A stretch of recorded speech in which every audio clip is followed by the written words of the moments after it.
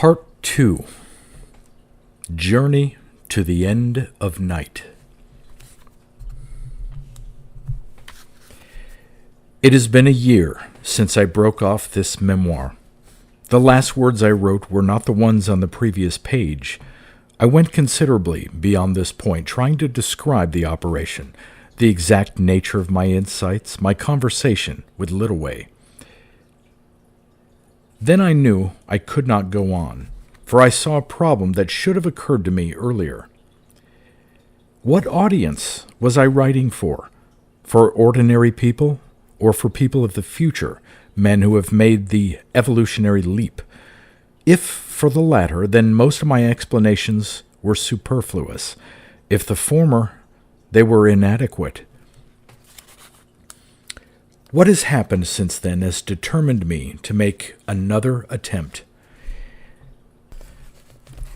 The insight that came to me on that rainy February afternoon of 1971 was that using the dormant areas of the brain is simply a matter of a trick, and that the trick consists simply of putting it into gear, exactly as with a car.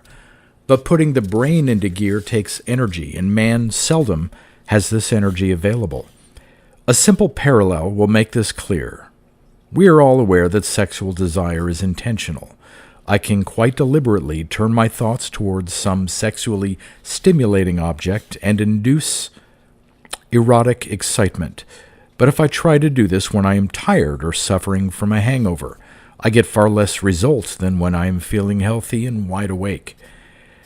Because when I am tired, there is simply less energy available. Moods of mystical ecstasy are also intentional. In theory, they could be induced as easily as sexual excitement. Why then are they so rare? Because they burn up even more energy than sexual excitement does, and that is why they happen mostly to young people. But if I have a piece of powerful electrical equipment that takes a larger current than usual, I simply install a transformer. I put myself out to make quite sure that I have the electricity needed to run it. Now, the reason the Newman alloy produces such mental intensity should be obvious. It acts as a transformer and produces a slight kick in the brain, which is very similar to the relief we feel when some crisis vanishes, or when something unexpectedly pleasant happens. At least, it reminds the frontal cortex of this flash of pleasure. In fact, the slight electrical discharge is harmful. If continued for too long, it would destroy brain tissue, but the slight jogging of the memory is enough. The brain soon picks up the trick of going into gear, of stepping up the willpower and intending the mystical experience as easily as we can intend sexual excitement. This is why, after my second experience with the electrodes, I no longer needed this artificial stimulus. I told Littleway to take them off, and then sustained the experience by willpower alone. All this will become clearer as I go on. For the moment, this sketchy explanation should suffice. But what of the problem that was the beginning of these researches, the process of aging? How can I know at this point that the problem has been solved? I can only state that it is so. Shaw once remarked that people die of laziness and want of conviction and failure to make their lives worth living. With his poet's intuition, he came closer to solving the problem than any of the scientific gerontologists, all working upon the false assumption that life is chemical in nature. Men die for the same reason they fall asleep, because the senses close up from boredom when there is nothing to occupy them. But a man who is deeply interested in something can stay awake all night. I have explained that the brain's alpha rhythms are a kind of engine noise, like a car idling in neutral. When you look at something, they cease. The car goes into gear. If you are confined in darkness for a long time, they also cease, but that is because the car engine stalls. Now, intelligent adults differ from children and animals in one important respect. If they're deeply preoccupied with some problem using the intellect or imagination, the alpha rhythms also cease. An intelligent man's brain can go into gear without needing something to look at. However, we all know that this kind of concentration cannot be sustained for long. Our mental energy flags. Why does it flag? This is the key to the whole mystery. It does not flag because you have used up all your available mental energy. When necessary, we can concentrate for hours. No, it flags because the senses narrow. Concentration is always accompanied by a certain narrowing, of course. That is what the word means. But we cannot stop this movement once it is started. We try to economize on energy like a bad workman trying to hurry a job. Everybody's familiar with what happens if you try to read a long book in one sitting. Long before the end, you are no longer reading with full attention. You are skipping, hurrying impatiently, and the result is a gradual flagging of mental energy, an exhaustion of the attention that can lead to a kind of mental dyspepsia. To put this in terms of an image we've already used, when you're deeply interested, your consciousness is like a searchlight focused on quite a large area of the spider's web or fishing net. You see a lot of relations. As attention flags, the searchlight beam grows narrower until it may end by focusing on only one square of the fishing net. When this happens, you feel mental fatigue. The basic cause of aging is the same. When we are young, the senses are wide awake. Life is intensely interesting. Anything might happen, so the beam of attention stays wide. As age comes on, we feel we now know what to expect out of life. And the attention gradually flags so that a kind of life boredom becomes an everyday condition that we take for granted. The basic point I'm making here will seem so obvious to our grandchildren that they will not be able to grasp how it ever could have been unknown. It is that life is sustained by will.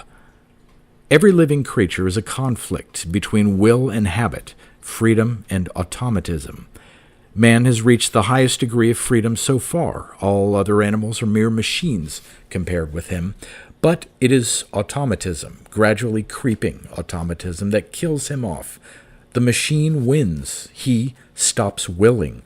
Slowly, the batteries run flat and the lights dim. Now it should be clear why I can state with certainty that I have solved the basic problem of aging. There are still other problems related to mere physical aging, destruction of bodily cells by cosmic rays, and so on. These will be solved. The major problem is already solved. Control over the powers of the prefrontal cortex is the ability to widen the beam of attention at will, to see as much of the fishing net as you like. The creeping automatism is defeated. There is no need for emotional poets to advise us to rage against the dying of the light.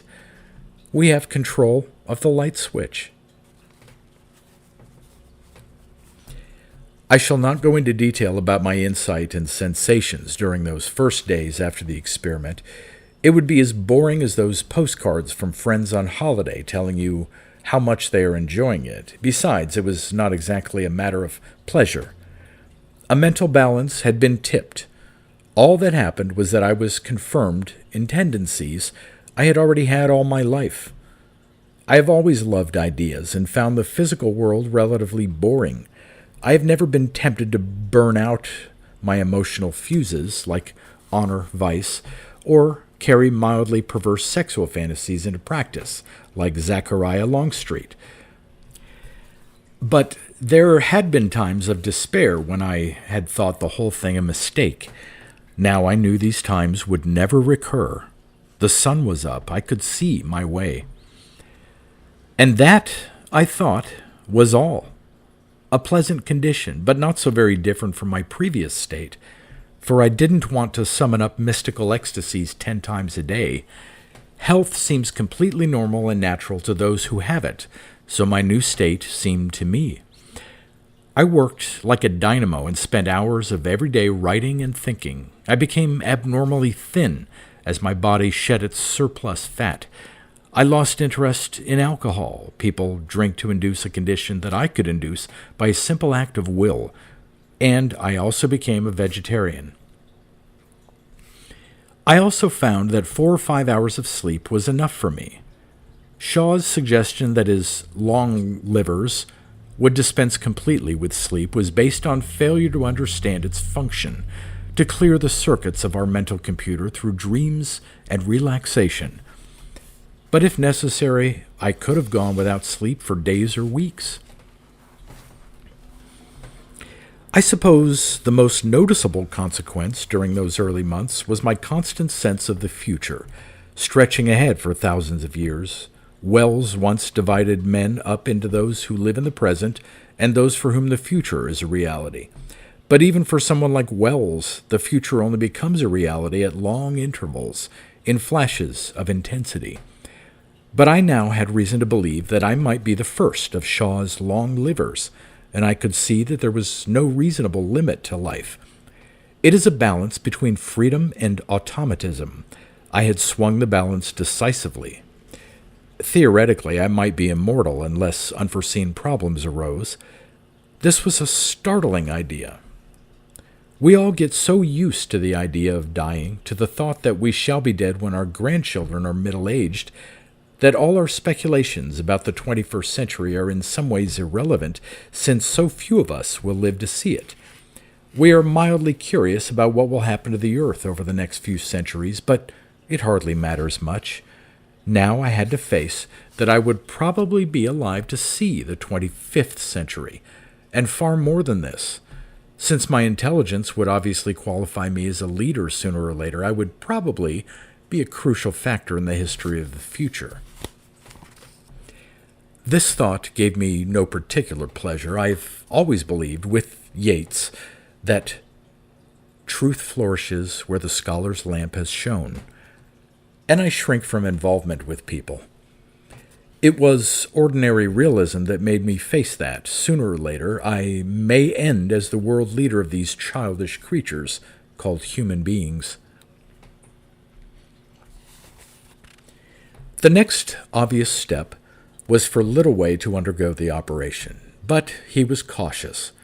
My reassurances made no difference. It was not precisely that he doubted my word, but I knew what he was thinking, that the brain is a delicate instrument, and that perhaps this crude treatment of introducing a foreign body and then discharging electrical currents into it might cause damage that was not at first apparent.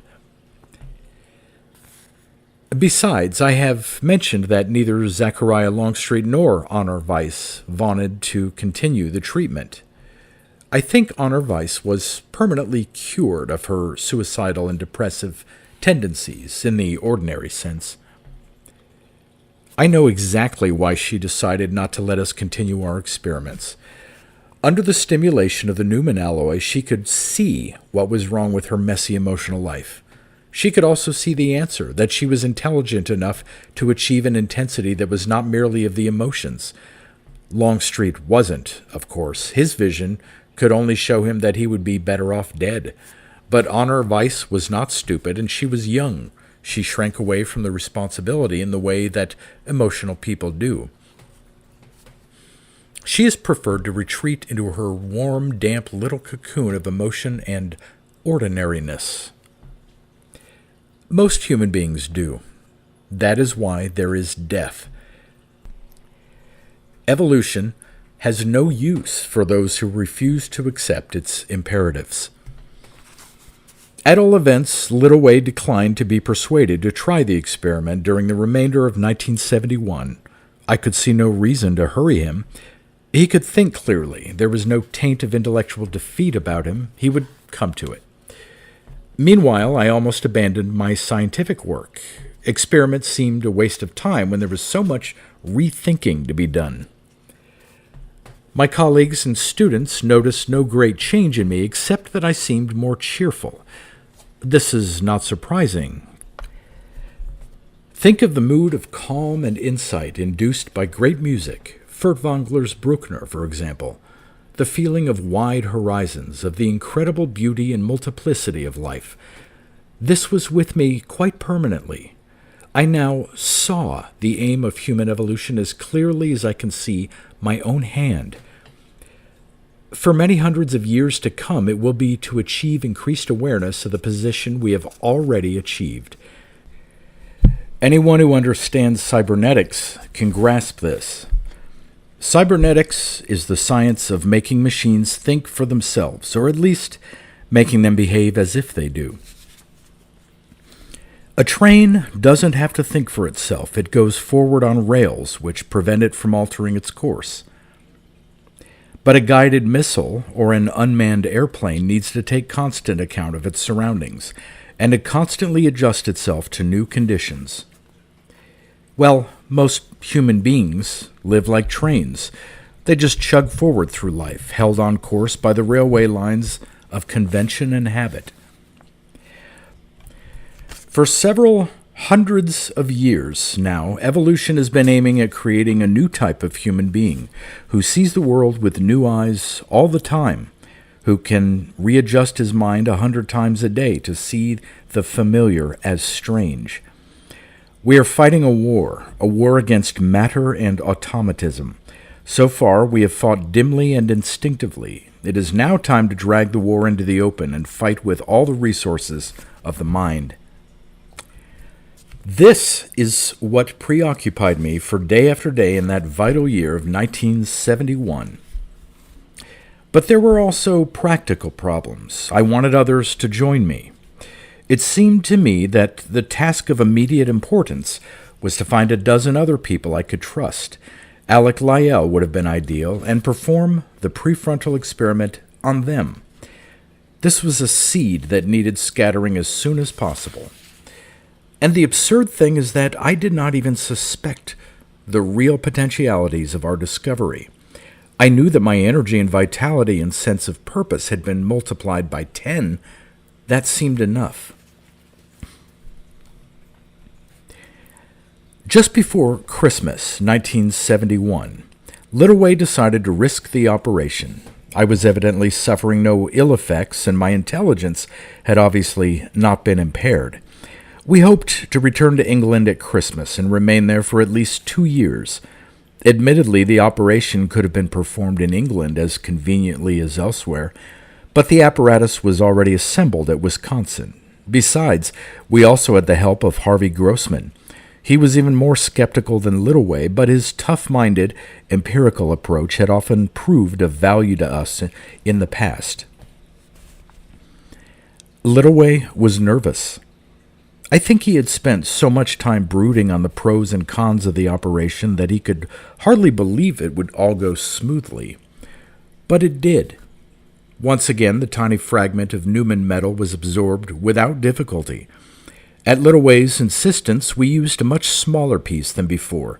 He was afraid that it might set up an irritation that would lead to a brain tumor. It made no difference. As the current ran through the electrodes, a look of pleased surprise came over his face. He wanted to jerk his head round to talk to me, but luckily the padded frame held it tightly in place. But he said nothing, merely sat there and became utterly relaxed until he looked 20 years younger. Finally, he signaled for us to remove the electrodes, then said to me, "All right, you were right. I apologize."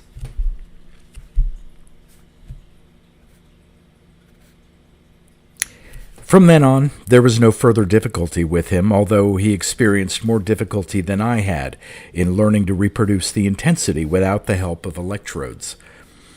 This may have been due to the fact that he is 20 years my senior and his habit patterns are more strongly established, or it may be that there is a certain physiological variation from brain to brain. It was as well that I had been through it all before, for at one point he became convinced that it could not be induced without the aid of the current. But halfway through his fourth experience, he said, "I think I've got it. Take off the electrodes." And he had. I left him alone for nearly 24 hours after that. I knew he would have a great deal of thinking and feeling to do. Now, oddly enough, it was the same night that I began to suspect that we had only touched the surface of the possibilities of this discovery. It happened in a commonplace way. I was dreaming that I had been commissioned to compose a piano concerto. I've never composed a bar in my life. At the climax of the dream, I sat down at the piano, waved my hand at the orchestra, and the music started. It was magnificent. I woke up with the sound of it still in my ears and knew that it was my music, not some echo of my favorite composers. I lay there in bed thinking about it. I had never thought much about the nature of dreams. I had always assumed they were nocturnal versions of daydreams, endowed with an undeserved reality by the absence of the competitive daylight. That is to say, they were a story you told yourself. But in that case, where did the music come from? I now remember the story of Coleridge and Kubla Khan, which I had always been inclined to disbelieve, and it no longer seemed improbable. It is true that most dreams are no more than fantasies of the sleeping mind, but certain dreams have a reality, an element of surprise that implies some deeper level of the psyche. And when I came to think about this, it seemed obvious enough. The conscious mind may be inventive, but it is not creative in the real sense. It dawned on me with a kind of shock. Here am I, Howard Lester, lying awake in bed, apparently sure of my own identity, and down below the surface of my consciousness, even below the realm of intuitions that were now accessible to me, there lay another Howard Lester, who had more right to bear my name. I was an imposter. He was the real me. It was a curious sensation, this notion of my real identity lying deep down inside me like some monstrous whale at the bottom of the sea. And at the same time, I saw with clarity that my new mastery of the prefrontal cortex had not brought me any closer to this hidden self. Admittedly, I was almost constantly aware of a sort of connectedness with the universe, a feeling of belonging, of being intuitively in touch with the visible world around me and the secret world that lies beneath it. But the hidden identity lay far deeper. I left Littleway alone most of the next day. At 4 p.m, he rang me and asked me to go to his house. This was a pleasant clapboard structure just off campus, surrounded by lime trees. His Negro odd-job man let me in. Littleway was sitting up in bed in the west room upstairs with the golden December sunlight falling across the counterpane. I stood and stared. The change in him was unbelievable. Working with him so closely over the past few years, I thought I knew every line of his face. Now, I would have sworn that this was another man with a remarkable resemblance to Littleway, his twin brother perhaps, but with basic differences of character. I have said that he looked like a farmer, healthy, shrewd, humorous. He could have been used as a model for John Bull. It was not some kind of an act he was putting on. It was the real Littleway. This had vanished, as if he was an actor who had taken off his makeup and relapsed into his real personality. This was gentle, vague, innocent, and dreamy. The paleness of his face may have added to this effect. This character change has persisted to this day. It is just as well we left the University of Wisconsin that Christmas. His colleagues would have thought he was an imposter. And even now I still get a shock if I hear his voice outside a door, and then he comes into the room. I expect the old Littleway, and this twin brother walks in. His first words were, Well, you've been very patient with me, haven't you? Didn't you ever want to call me a damn fool?" I assured him I did not. The odd-job man brought us in tea, made with tea bags, alas, and we dropped the subject. He turned to more serious matters. "I've been thinking about your suggestion that we find a dozen more people, and I don't think we should hurry." "Why not?" "This whole thing has got to be kept a secret until we've explored its possibilities. I've just been reading Back to Methuselah. I could never stand Shaw, so it's practically the first thing of his I've read.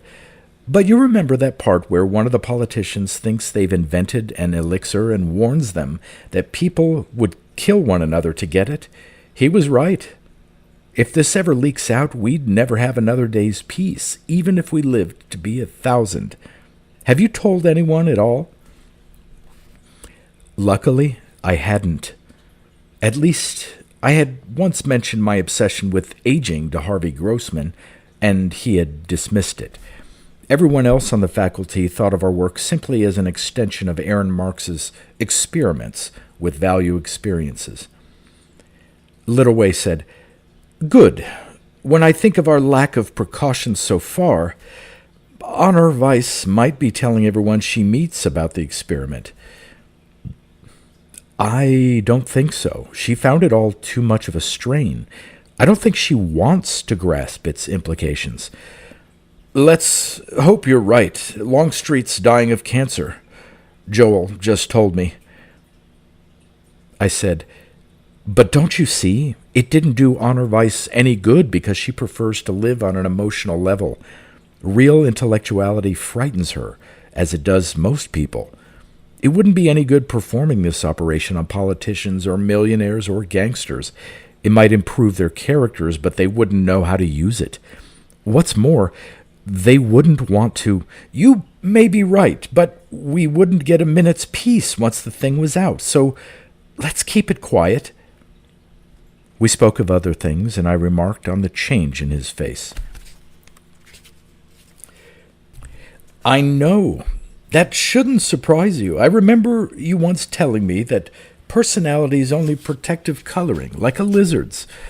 Did you ever read that book called The Three Faces of Eve?" It was strange that he should have brought this up. The psychological classic on the total personality change in a woman, a complete Jekyll and Hyde transformation, of which her Jekyll half was completely unaware. I remember when reading it, thinking that 100 or so years ago, this would have been taken as evidence for the existence of demons or spirits that can take over a human body. It brought up the subject that I'd spent half the night thinking about. I explained my idea to Littleway. He listened, without interrupting, but seemed skeptical. "You may be right, but I suspect you're not thinking clearly enough. The deeper you descend into the mind, the closer you get to our primitive animal levels and the sleep mechanisms. How could there be a secret identity down there? Identity's an attribute of consciousness." He said that, in his own opinion, total personality changes could only occur when there were severe neurotic blockages in the mind, just as extreme sexual perversions only occur when there are sexual blockages or frustrations. I said, "Now, about yourself?" "Surely a case in point. I developed without any severe frustrations. My father's mannerisms were rather like mine. I suppose that's where they came from. I feel different now. I can see further and deeper, but I'm not radically different." "Perhaps you're right," I said, but I was certain he was not. We arrived back at Great Glen in the early hours of Christmas morning. It was strange to see it, like returning to another life. Roger was still there and had moved in an Italian girl called Claretta, sultry-eyed and big-hipped. She had a quick temper and seemed to dominate him. I now no longer disliked Roger. Trapped in a world of his own making, he was as pitiful as a child brought up to a life of crime in a slum. Littleway had become unexpectedly interested in philosophy. He spent Christmas reading 2 enormous volumes by Jaspers called The Great Philosophers, apparently fascinated. He remarked to me that the most startling realization since his operation was that human beings had advanced so far without the full use of the prefrontal cortex. Jasper's attempt to see the whole sweep of philosophy as a great unity is a case in point. Littleway also became interested in Whitehead and Hegel, 2 other philosophers who had a vision of unity. But I wanted to pursue my insight. How could I reach down below my personality to the hidden levels that express themselves only in dreams and intense creative activity? I was aware that it was a matter of relaxing. The more we are obsessed by immediate objectives, the narrower we become, the more we take the world for granted. Poetry is relaxation when the blood seems to flow in mental channels we had forgotten about, just as when it flows back into a numb forearm when you have been sleeping on it. Consciousness becomes web-like. Then, theoretically, web-like consciousness should gradually reveal the deepest levels of the mind, Husserl's transcendental ego, the hidden self. So I spent Christmas inducing intense states of web-like consciousness. On Christmas morning, I walked around the country lanes towards Houghton on the hill. It was icy cold. The sky was gray. Even at midday, there was still frost on the grass and the hedges. It struck me that the popularity of Christmas is a matter of web-like consciousness. Childhood conditions us to relax and expand at Christmas, to forget petty worries and irritations, and think in terms of universal peace. And so Christmas is the nearest to mystical experience that most human beings ever approach, with its memories of Dickens and Irving's Bracebridge Hall. Now, walking along the deserted lanes, I let myself relax and expand completely. Even the grayness of the sky seemed inexpressibly beautiful, as if it were a benediction. I saw cottages across the fields with smoke rising from their chimneys, and heard the distant hoot of a train. Then I was suddenly aware that all over England at this moment, kitchens were full of the smell of baked potatoes and stuffing and turkey, and pubs were full of men drinking unaccustomed spirits and feeling glad that life occasionally declares a truce. Then there was the thought that this world is probably one of the most beautiful in the solar system. Mercury is all white-hot rock. Venus is all heavy cloud, and the surface is too hot to support organic life. Oddly enough, I had a clear intuition that there is life on Venus, but that it somehow floats in the atmosphere. Mars is an icy desert with almost no atmosphere, and Jupiter is little more than a strange ball of gas.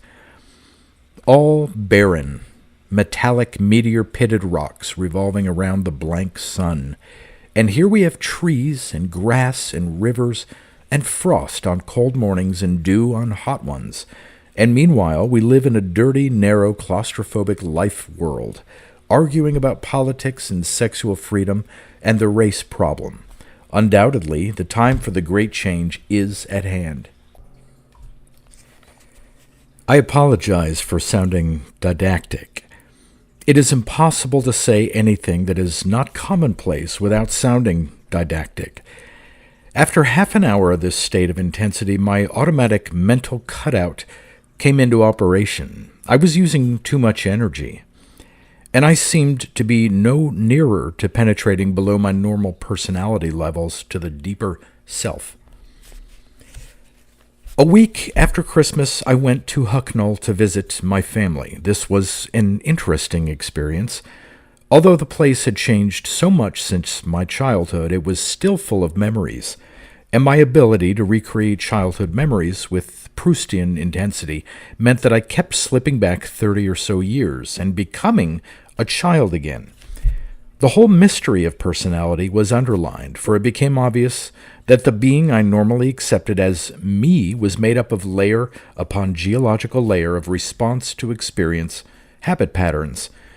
To return to my childhood was to feel half naked, but it was also to realize that the seeds of distrust of life are planted in us very early and permanently stunt most human beings. After a week at Hucknall and a day spent at Sneinton, having ascertained that Lady Jane was in South America with her new husband, I went back to the Essex cottage.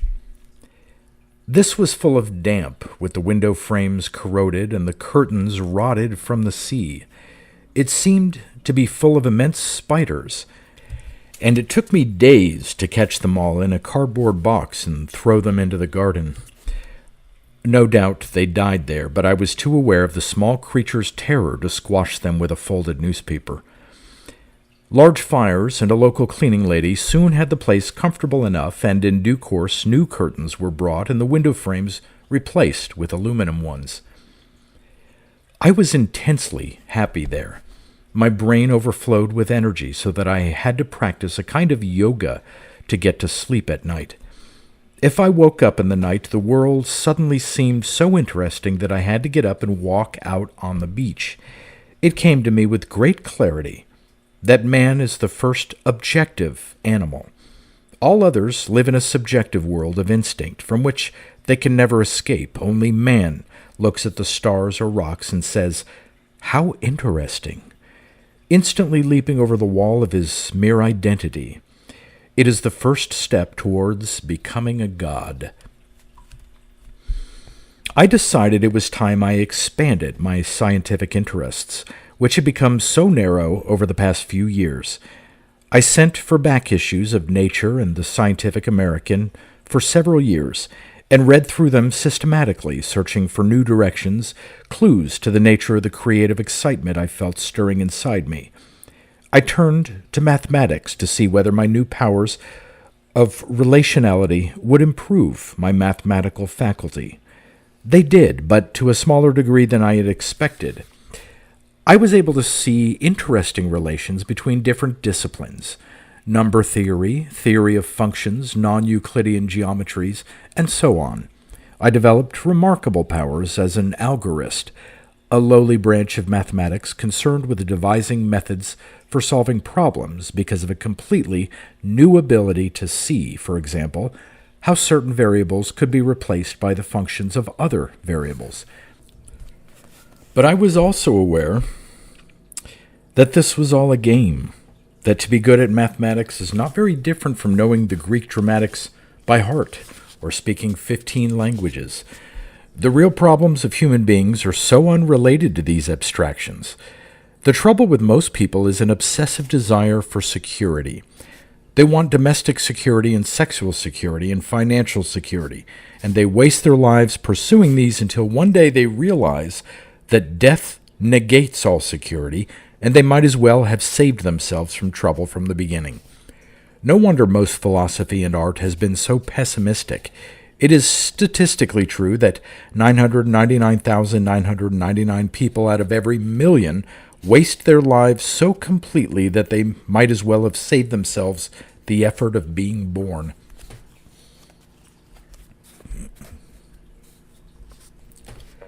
My great breakthrough occurred in the spring. I had spent some weeks with Littlewood, who was now writing an immense work to be called Microcosmos that would go beyond Hegel and Whitehead. We would drive off in a great second-hand Bentley that Littlewood had bought and aim at getting to some large city before the afternoon was too far advanced. Nottingham, Derby, Birmingham, Chester, Bath, Cheltenham, Lichfield, Hereford, Gloucester, Bristol, Coventry, Exeter were all explored. The aim was bookshops, especially second-hand ones. We would ransack these for works on philosophy, load up the car, and drive back. Littlewood's collection was becoming enormous. We found works by odd, half-forgotten figures like Lotze, Dussjoe, Eduard von Hartmann, Eucken, Weihinger, Schleiermacher. Then we would spend days sitting in the library in front of the fire, quietly reading, and I had to make summaries of the books I read. One warm, showery day in April, we were driving back near Stratford-on-Avon, where Littlewood said, "I wonder if old Miss Hinkson's still alive." I asked who she was, and he explained she had been the governess of his wife, who had died in 1951. We turned south towards Evesham and found the small Warwickshire village a mile off the main road at the bottom of a steep valley. Miss Hinkson lived in a cottage on the outskirts. She proved to be a pleasant old lady in her late 70s with an enormous amount of thick white hair. She lived with her sister, a few years her junior. The old ladies were charming.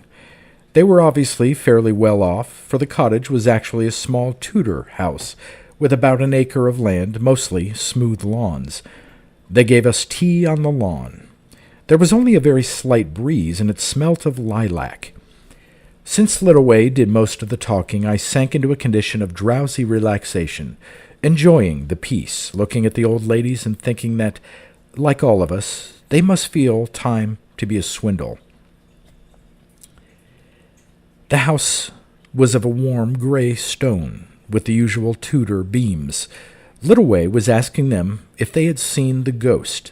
I gathered that the ghost of a lady dressed in blue was sometimes seen in the hall, carrying a small black dog. It came to me, looking at this quiet garden, that this was why there is so much sadness in romanticism, in the thought that we can only enjoy these things for a few years. I could enjoy its beauty without any such thought, free of this feeling that there is always sorrow concealed in the heart of happiness. They came so close, the romantics. They saw that our capacity to enjoy beauty for its own sake indicates that we have moved into the borderland between animal and God. But it never struck them that, in that case, we might be closer to the God than we realize. The old ladies wanted to show Littleway a new flower bed and present him with some mint. They left me sitting on the lawn. My eye fell on a shallow ditch at the bottom of the lawn which ran in a curve around the house. Suddenly it came to me with complete certainty, as if someone had spoken in my ear, that this was the remains of a moat. I tried to imagine what this garden had looked like when it had a moat, idly, as one does. The result was surprising. It was as if the ditch had filled with water. I do not mean that I could see it full of water. This was not an hallucination. I was imagining it, but imagining as if in a dream, so that the imagination was a kind of inward seeing. Moreover, with the same vividness, I could see a bridge across the stream, somewhere in the direction of the garden gate, and bare ground between the trees on the other side instead of grass, although there were some bluebells. I hardly dared to breathe, afraid this intensity would go away. I looked at the house and tried to imagine it as it had been 4 centuries ago, using intelligent speculation and my knowledge of the period. The beams would probably not be painted. They would be tarred. The roof might be thatched, but more probably would have wooden slates instead of dull red tiles. Again, the impression was vivid, as if I had quite suddenly dozed off to sleep and dreamed of the house. Then I understood, and it was so obvious that I laughed aloud. Human beings are completely mistaken about the function of the senses. To put it very crudely and to oversimplify to the point of falsification, the senses are not intended to let things in, but to keep things out. We are superior to the animals because our senses let in less than theirs do. Most animals possess a degree of second sight, as many dog owners will testify. Like the pet greyhound of Richardson, the gardener at Langton Place, who used to growl at the corner where his predecessor, a spaniel, had his basket. I do not believe he saw the ghost of the spaniel. His senses performed the same kind of trick that mine had just played. He was aware the spaniel had been there and would resent him, with a reality that makes human awareness seem abstract and thin. The homing instinct is the same thing, the use of some simple, direct sense of place and time that human beings have lost. Pigeons that find their way over hundreds of miles, eels swimming from the Sargasso Sea across the Atlantic, deer mice returning unerringly to home territory. Aaron Marks had been a student of animal behavior before he turned entirely to psychotherapy, and he had once spent an evening telling us of dozens of similar examples, all demonstrating that animals possess a kind of psychic radar. Man has lost it, for the very good reason that he wanted to. Too much insight destroys efficiency. Dick O'Sullivan demonstrates this. While the accident to his skull gave him some second sight and a gift of almost perpetual ecstasy, it prevented him from being able to do the most ordinary jobs, just as a drunken man loses the ability to concentrate. Man has narrowed his perceptions because narrowness is synonymous with concentration. And to compensate for the loss of this direct perception of multiplicity, he has developed art and literature and music and science. But a point has arrived in evolution where he can afford to relax, to broaden his senses again. And this explained my vision of the Tudor manor house. I have said that my vision had the quality of a dream, and this explains exactly what happened. We cannot normally dream in broad daylight because sensory impressions are so strong and the imagination so weak in comparison. The imagination comes into its own in sleep when there is no alternative reality to contradict it. My power to control the prefrontal cortex had amplified these powers we call imagination so that the daylight reality was no longer strong enough to prevent its operation. I say these powers we call imagination because it is not imagination in the ordinary sense. The ability to daydream. Imagination is the ability to grasp the reality of factors not actually present to the senses. These factors really exist, so the power of grasping them is closely related to sight or touch, not to daydreaming. It is a power to reach out beyond present reality, just as radar can penetrate clouds. Man is slowly developing a mental power analogous to radar to free him from this self-chosen narrowness of perception. Now, looking at the soft gray stone of the house in the golden late afternoon sunlight, I recalled a passage in Rilke in which he speaks of a silence as undisturbed as the interior of a rose, and of how he was standing, leaning against the fork of a tree, when this deep calm came over him and he experienced a sense of mystical union with nature. It reminded me that man has always had clear flashes of the powers that will one day be natural to him. I thought about the ghost of the lady in blue carrying her black dog.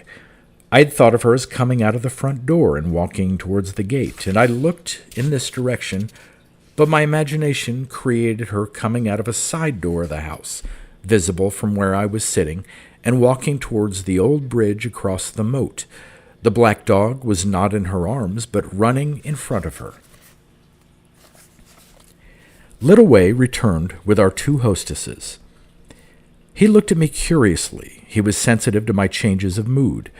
We declined to go indoors for a gin and lime, and the ladies walked us towards our car. I asked casually if the ditch had been a moat.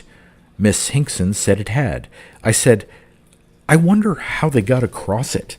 By drawbridge?" "Oh, no, it wasn't that kind of moat. There was a little bridge over there, I think. The garden gate was over there in the 17th century. We have a print of the house indoors. You must look at it next time you come." I wished they had suggested this earlier. I would have liked to find how close I was in my mental picture of the place. Finally, as we climbed into the car, I said, "If the garden gate was over there, which way did your lady in blue walk?" "Out the side door over there. Emily saw her only a year ago, didn't you, dear?" Her sister looked at me oddly and said, "You haven't seen her, have you?" I laughed. "No, I'm not at all psychic." "I am," said Emily sadly. I wasn't sure how much to tell Little Way. His mind was on great Hegelian syntheses. It seemed a pity to change its track, so I kept silent about it and let him talk on about Lotze. But now I had had the basic insight. I thought about it day and night. This will seem a little difficult to grasp for most people who fail to recognize that all our senses are a kind of radar. You do not see a green tree. Your eyes record light of a certain wavelength and a symbolic shape which you call tree. If a car backfires in the next street, your ears catch waves in the air, just as a fish's sides record pressure waves in the water that warn it of the approach of an enemy. We are small spots of sensitivity, catching all kinds of vibrations from the surrounding universe. And providing the vibrations are there is no theoretical limit to our sensitivity. What is more, man has been developing unusual powers of appreciation of nature in the past few centuries, from Gray and Cowper onwards. These odd moments of deep communion with alien modes of being. Surely this explains, for example, the odd experience of Miss Moberly and Miss Jourdain at Versailles in 1901, when they were apparently transported back in time to the days of Marie Antoinette. Why assume anything supernatural or a loop in time of the kind that J.W. Dunn suggests? All they had experienced was a presage of the powers that all men will possess one day. One might raise an obvious logical objection at this point. Let us agree that I might somehow be capable of reaching back into the past by a kind of sensitive, imaginative insight, reconstructing it, as it were, just as a paleontologist can reconstruct the skeleton of a prehistoric mammal from a few bones, but with a far more delicate, intuitive sensitivity rather than abstract thinking.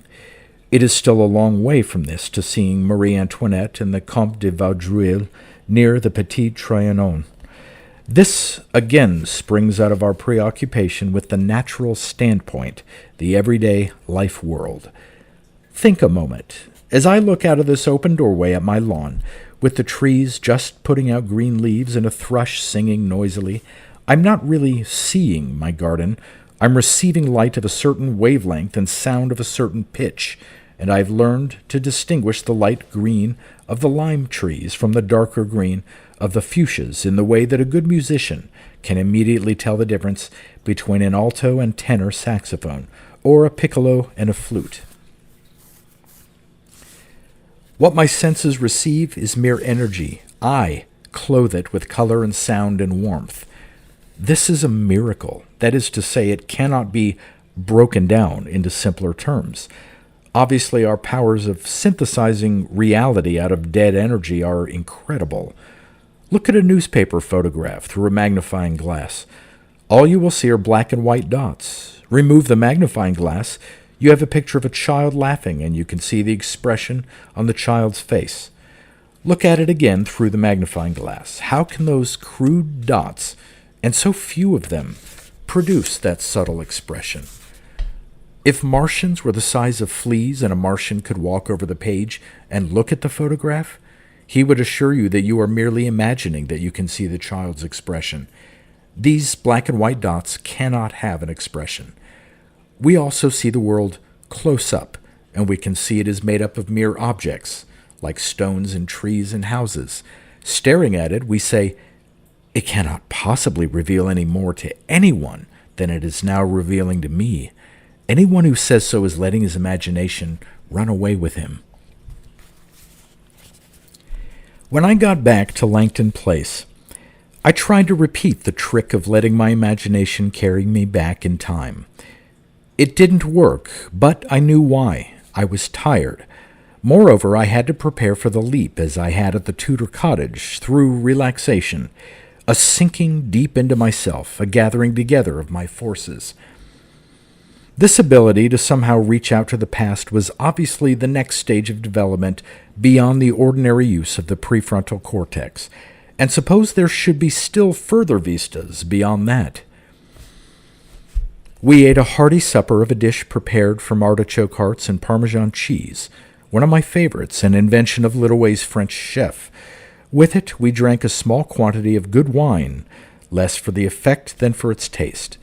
And afterwards we sat in front of a large fire in Littleway's library examining our finds for the day, which included several early translations of Kant, among them The Dreams of a Ghost Seer. It was a pleasant room with a high ceiling, although somewhat too large for comfort on a winter evening. I found myself wondering about the portrait of the bearded man in the corner above Littleway's chair. Once again, I made the effort of projection. Again, very briefly, it worked.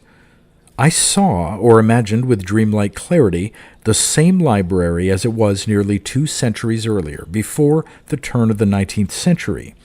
The huge fire was of logs, not coal, and there was something odd about their arrangement. Instead of being piled up in the usual manner, they were arranged neatly to form, as it were, 3 walls in the fireplace, with the fire burning in the middle of them.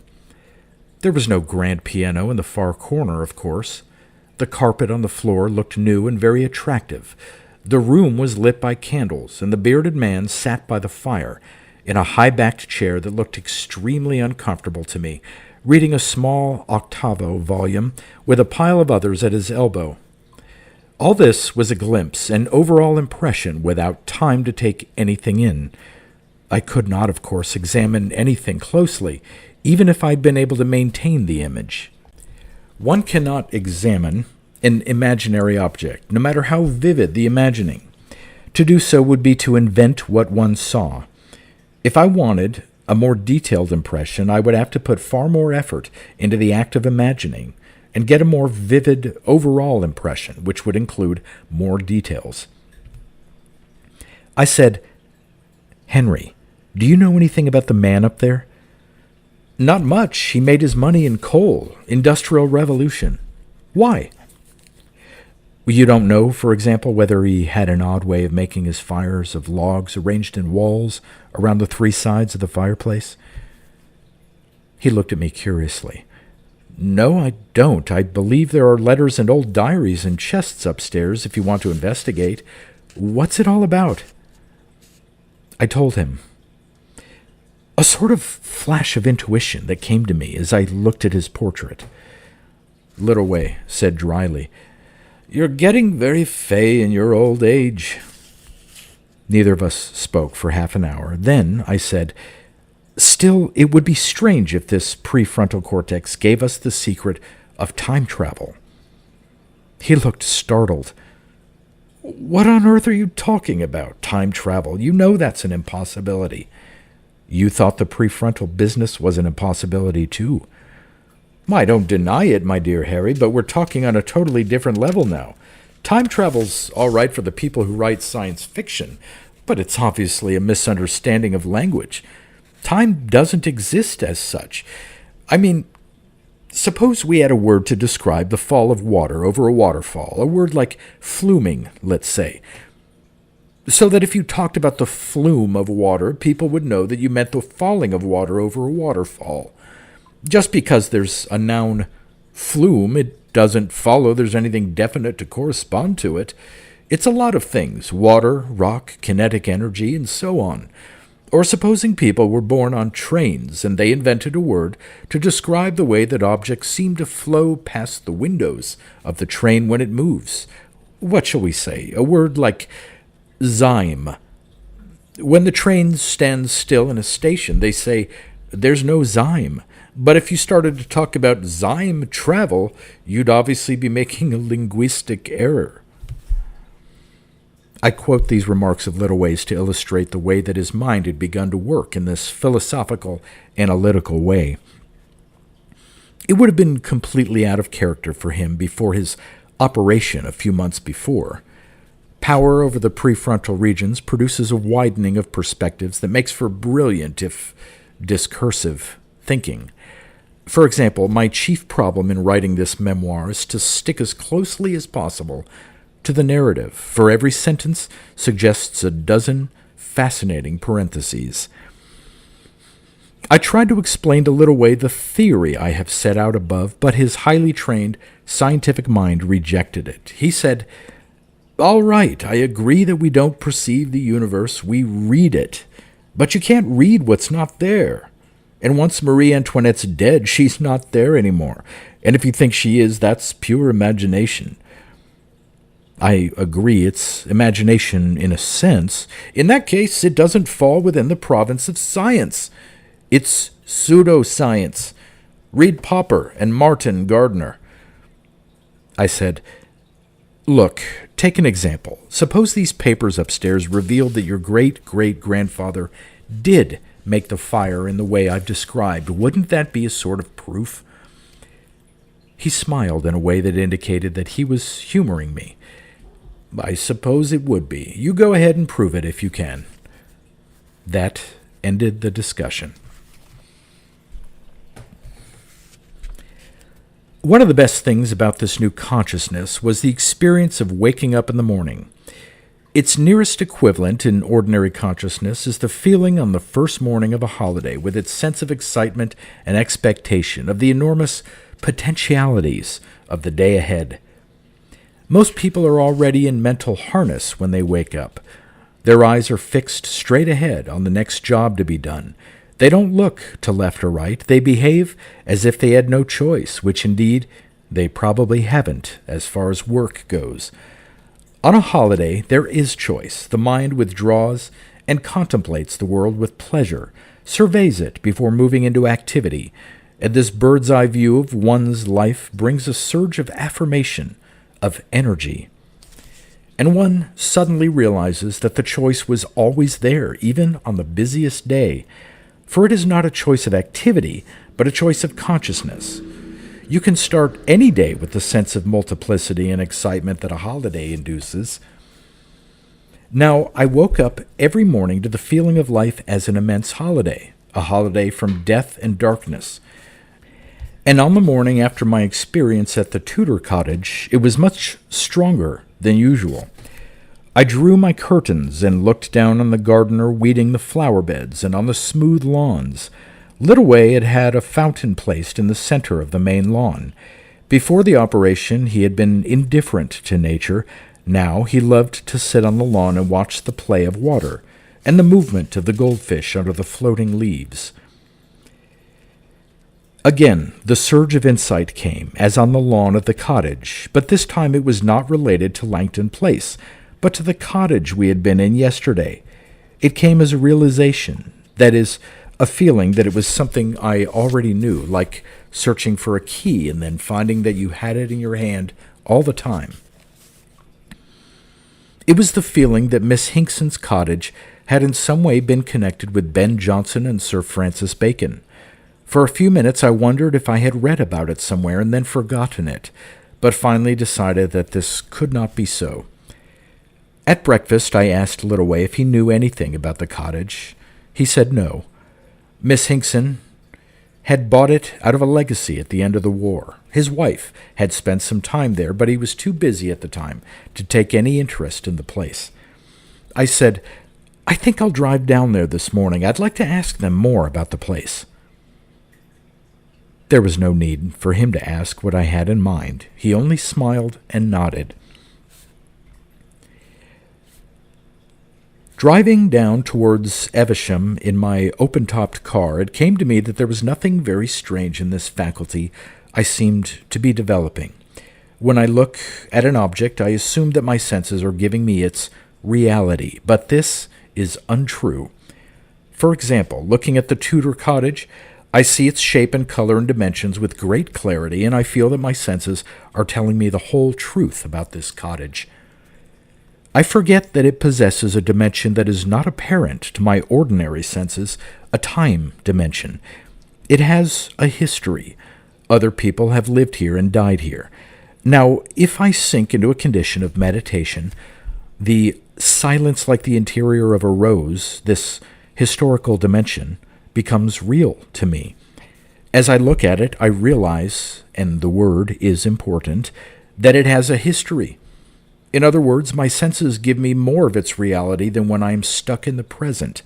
This is not imagination. It really has a history. And I can realize this as clearly as if I could see long-dead tenants walking around the lawns. So why should there be a limit to how much one can realize about a place? It should be possible to look at a rock in the Grand Canyon and intuitively grasp its history over millions of years. It took me about an hour and a half to get to the cottage. The old ladies were sitting under the trees, one of them sewing, the other reading. They seemed glad to see me and offered me coffee. I accepted and came to my point immediately, explaining that I was interested in Tudor architecture and wondered if they knew anything about the history of their house. Miss Hinkson said, "You could have saved yourself a journey. Diana Littleway was fascinated by the place, and she looked up all kinds of old records. I thought I had them in my room, but I can't find them, so they must be at Langton Place." I asked, "Did she find anything interesting?" That depends what you mean by interesting. It was built in 1567 by a relative of Lord Burleigh's. There are the usual documents, account books, and so on. Has it any literary connections, as far as you know, with the Elizabethans, for example? I don't think so. Certainly none with Shakespeare. They were polite and charming, but they obviously knew nothing. I drove back to Langton Place and arrived at mid-afternoon. The day had become almost uncomfortably hot, and Littleway sat in the library with all the windows open, surrounded by books, and making notes on a tape recorder. "Any luck?" "The materials should be here somewhere. Mrs. Hinkson said your wife became interested in the place and made a lot of notes." "Yes, I told you that. Damned if I know where they are. There's a couple of chests of her things still in the attic. It'll be too hot up there at the moment. Why don't we look early in the morning?" But I was too interested to be put off. I borrowed the attic key and got Roger's permission to go through his part of the house, for the stairs to the attic were in his half, and went up immediately. Once in the attic, I saw why Littleway had never taken the trouble to look through his wife's effects. The place was very hot and very dusty, and piled to the roof with cases and trunks, broken chairs, spare mattresses, old magazines and newspapers, items of disused garden equipment, rolls of wire netting. The large bundle of keys Littleway had given me seemed to fit none of the trunks or cases, so I started by investigating a chest of drawers jammed in a corner. It contained bundles of letters, neatly tied with ribbon and labeled "Letters from Henry, 1937 to 1939. Letters from Mama, 1929 through 1941, and so on.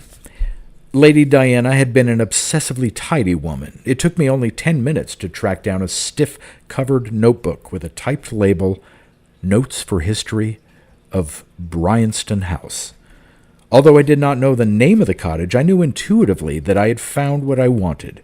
She had written inside, quote, "Notes based on books and documents found at Bryanston House, near Bidford-on-Avon, and at Gorhambury House, the home of Sir Francis Bacon, June 1947."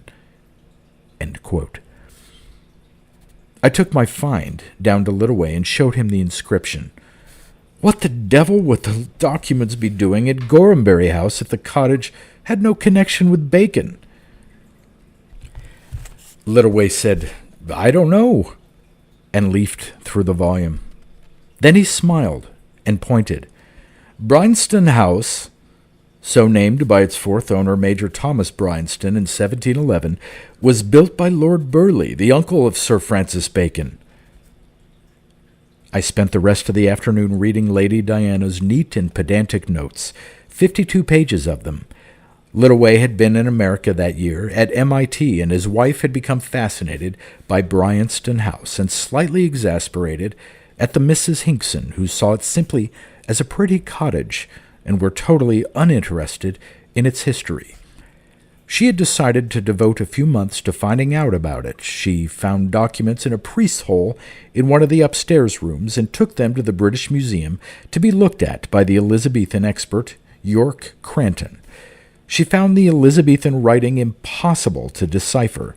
Cranton was able to tell her that the cottage had been built to the order of one Simon Dewes of Stamford, a cousin of Lord Burleigh, but from 1567 until 1587, it was occupied by two ladies, Jennifer Cook of Hillborough, in the parish of Temple Grafton, and her cousin, Annette Whately, or Watley. In 1587, both ladies married, and the account books found in the cottage ended in this year. In 1622, the cottage was sold by Thomas Burleigh, the son of Queen Elizabeth's Grand Minister. The new owner was William Hoare, a landowner of Bidford-on-Avon.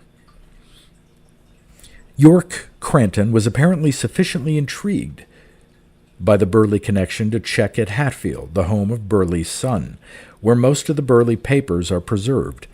A clue there led him to Gorhambury House, near St. Albans, where apparently there was definite evidence that Lord Burleigh was the owner of the cottage.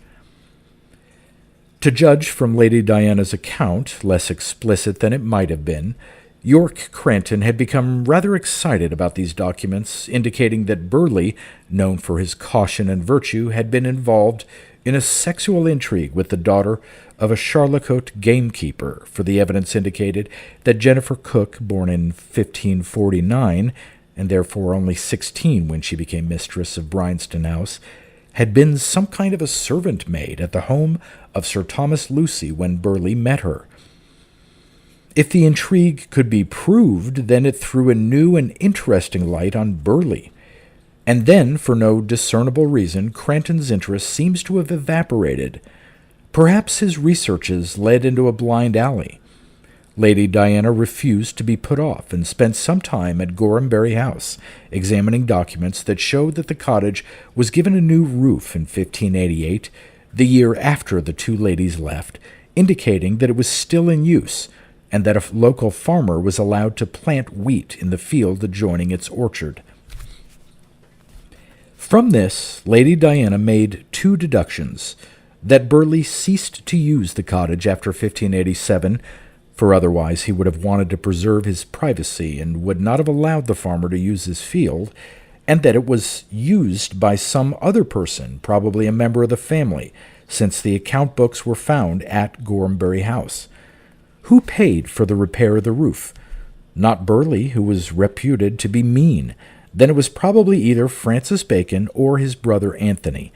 The indication would therefore seem to be that one of the Bacons used the cottage after 1587.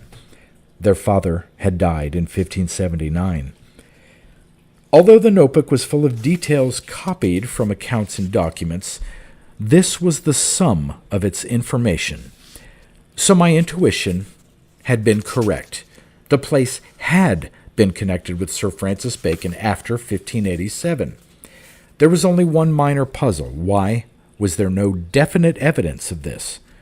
Surely a village the size of Bidford would be full of gossip about the visits of a man as important as Bacon, particularly after the trial of the Earl of Essex in 1601. Some local historian would almost certainly have preserved the memory. The only mention of a name in connection with the cottage was of a Mr. John Melcombe, who paid 27 shillings and 8 pence in 1590 for 3 hogsheads for the storing of cider, to Nicholas Cottam, a cooper of Stratford-upon-Avon. I had never before done any literary research, and this fascinated me. I found a life of Sir Francis Bacon in Littleway's library and read right through it. That Bacon used the house was soon verified when I discovered that he became a member of Parliament for Melcombe in 1584. John Melcombe and Francis Bacon were almost certainly the same person.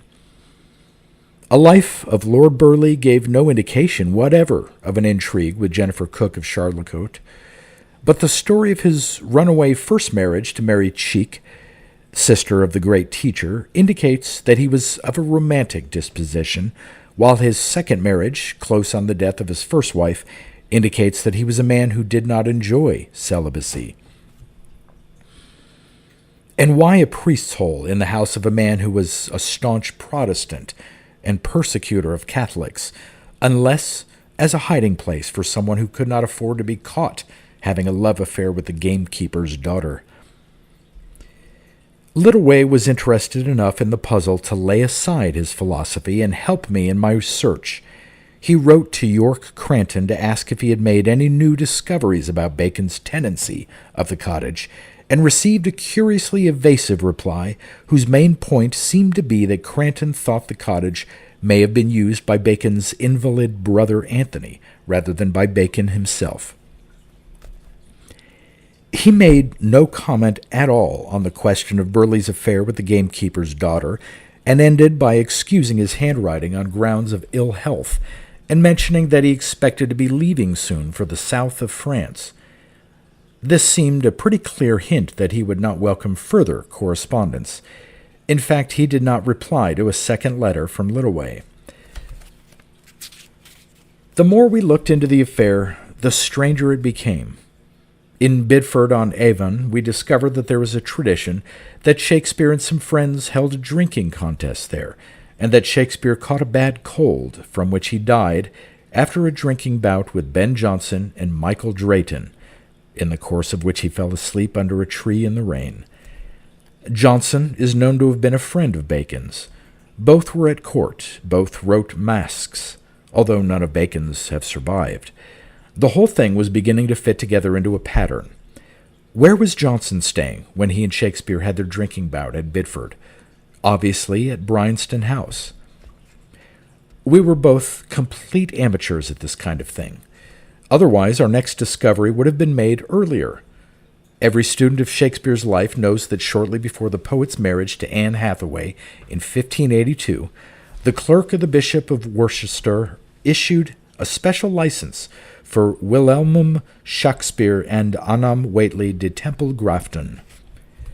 No more is heard of Anne Whately, for Shakespeare married the pregnant Anne Hathaway, 8 years his senior.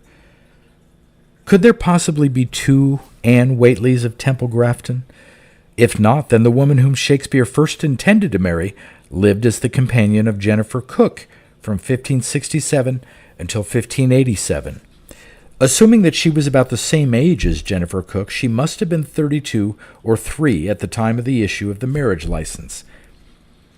By now I had discovered that my powers of insight were strongest early in the morning, although there were sometimes vivid flashes during the evenings, too. During the time when I was reading the biographies and other documents, I made no attempt to use my intuition.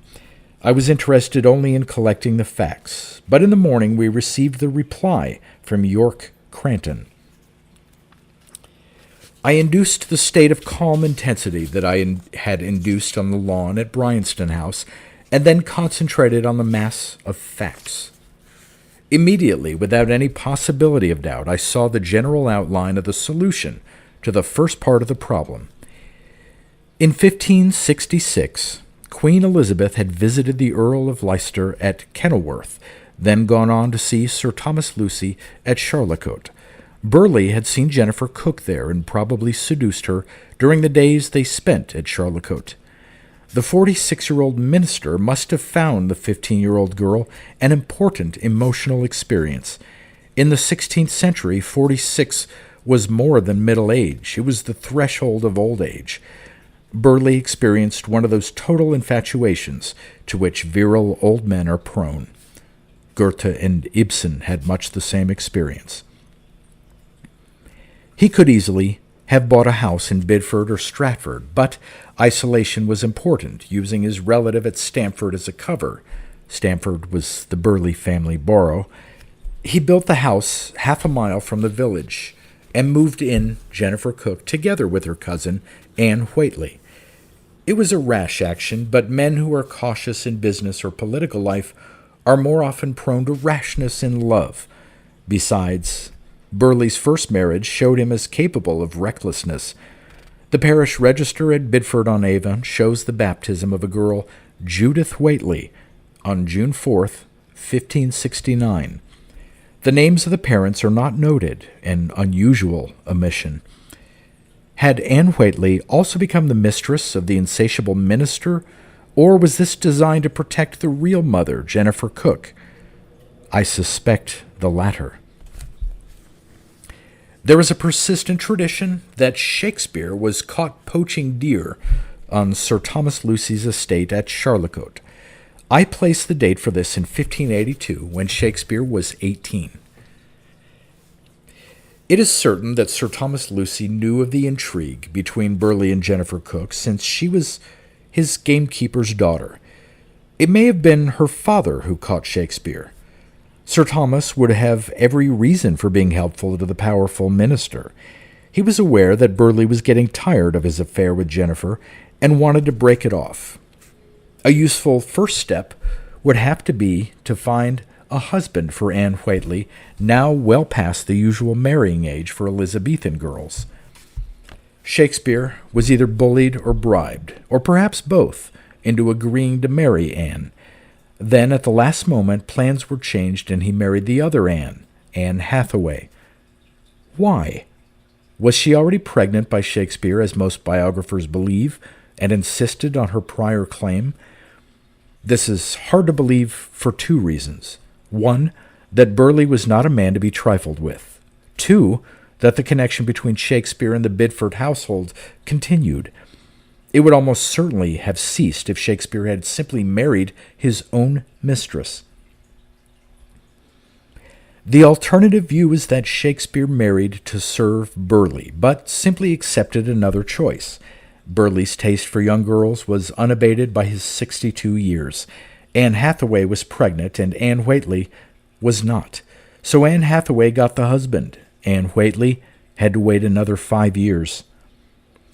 All of this came to me as self-evident when I surveyed all the materials. It was not speculation, but insight. Our discovery of the entry in the Bidford Parish Register and the letter from Thomas Burleigh to his brother Robert, in which he speaks of our father's friendship unto Sir J. Lucy of Charlecote, came later. The next question was an obvious one. What did Shakespeare get out of his marriage to Anne Hathaway? Probably money, for there is no record of his following any occupation between his marriage and his flight to London 5 years later, although he was living with his family in Stratford and his father was in serious financial difficulties.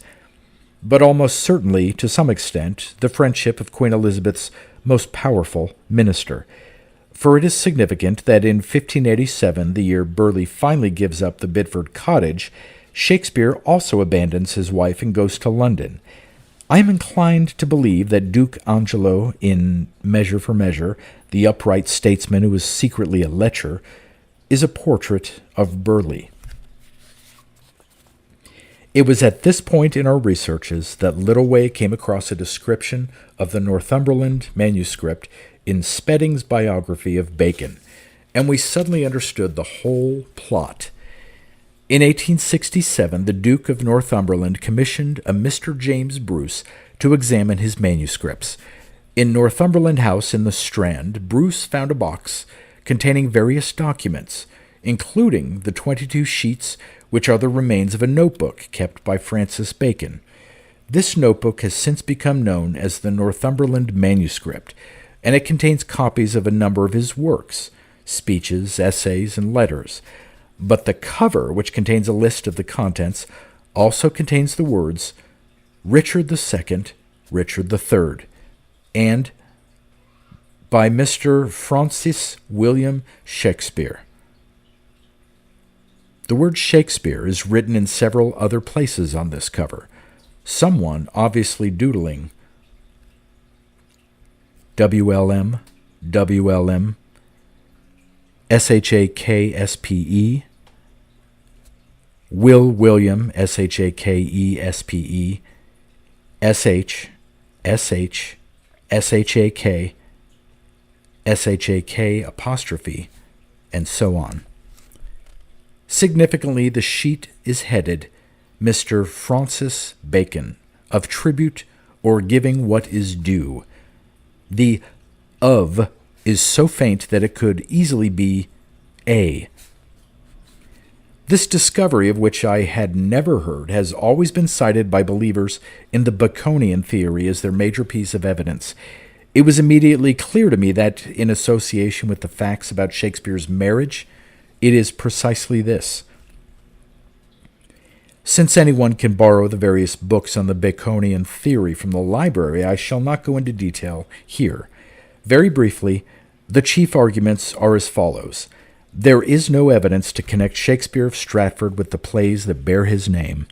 No plays are mentioned in his will, and he was not known in Stratford as a writer, but as a successful businessman who had made his money in the theatre. The original bust in Stratford Church, as portrayed in Dugdale's Warwickshire, does not show Shakespeare holding a quill pen and a sheet of paper resting on a cushion, but with both hands resting on a sack, a symbol of trade. Shakespeare's father, like Shakespeare's children, was illiterate, and Shakespeare's own signature is a curious scrawl that is illegible even by Elizabethan standards. The only traditions concerning Shakespeare when he returned to Stratford as a successful businessman contain no mention of literature. On the contrary, he seems to have been known as a highly unpleasant man who enclosed land that actually belonged to the townspeople and engaged in several lawsuits over petty sums of money, on one occasion as little as 2 shillings. The evidence that Bacon was the author of Shakespeare's plays has never convinced many people, for it is purely circumstantial. There is legal jargon in the plays, and Bacon was a lawyer. There are phrases that are echoed in Bacon's own essays. The explanations as to why Bacon should have concealed his authorship are not entirely convincing. Certainly, the theater was regarded as a lowly occupation, no place for a nobleman and a servant to the queen. But why should Bacon have written the plays at all unless driven by some demonic literary urge? Our discovery made everything clear. Shakespeare went to London under the protection of Burleigh. Bacon was asked to do the young man a favor. He began by doing something he thoroughly enjoyed, making absurd pastiches of Elizabethan melodrama, out-ranting Tamburlaine and the Spanish tragedy. Significantly, Shakespeare had found employment with the Queen's company of players.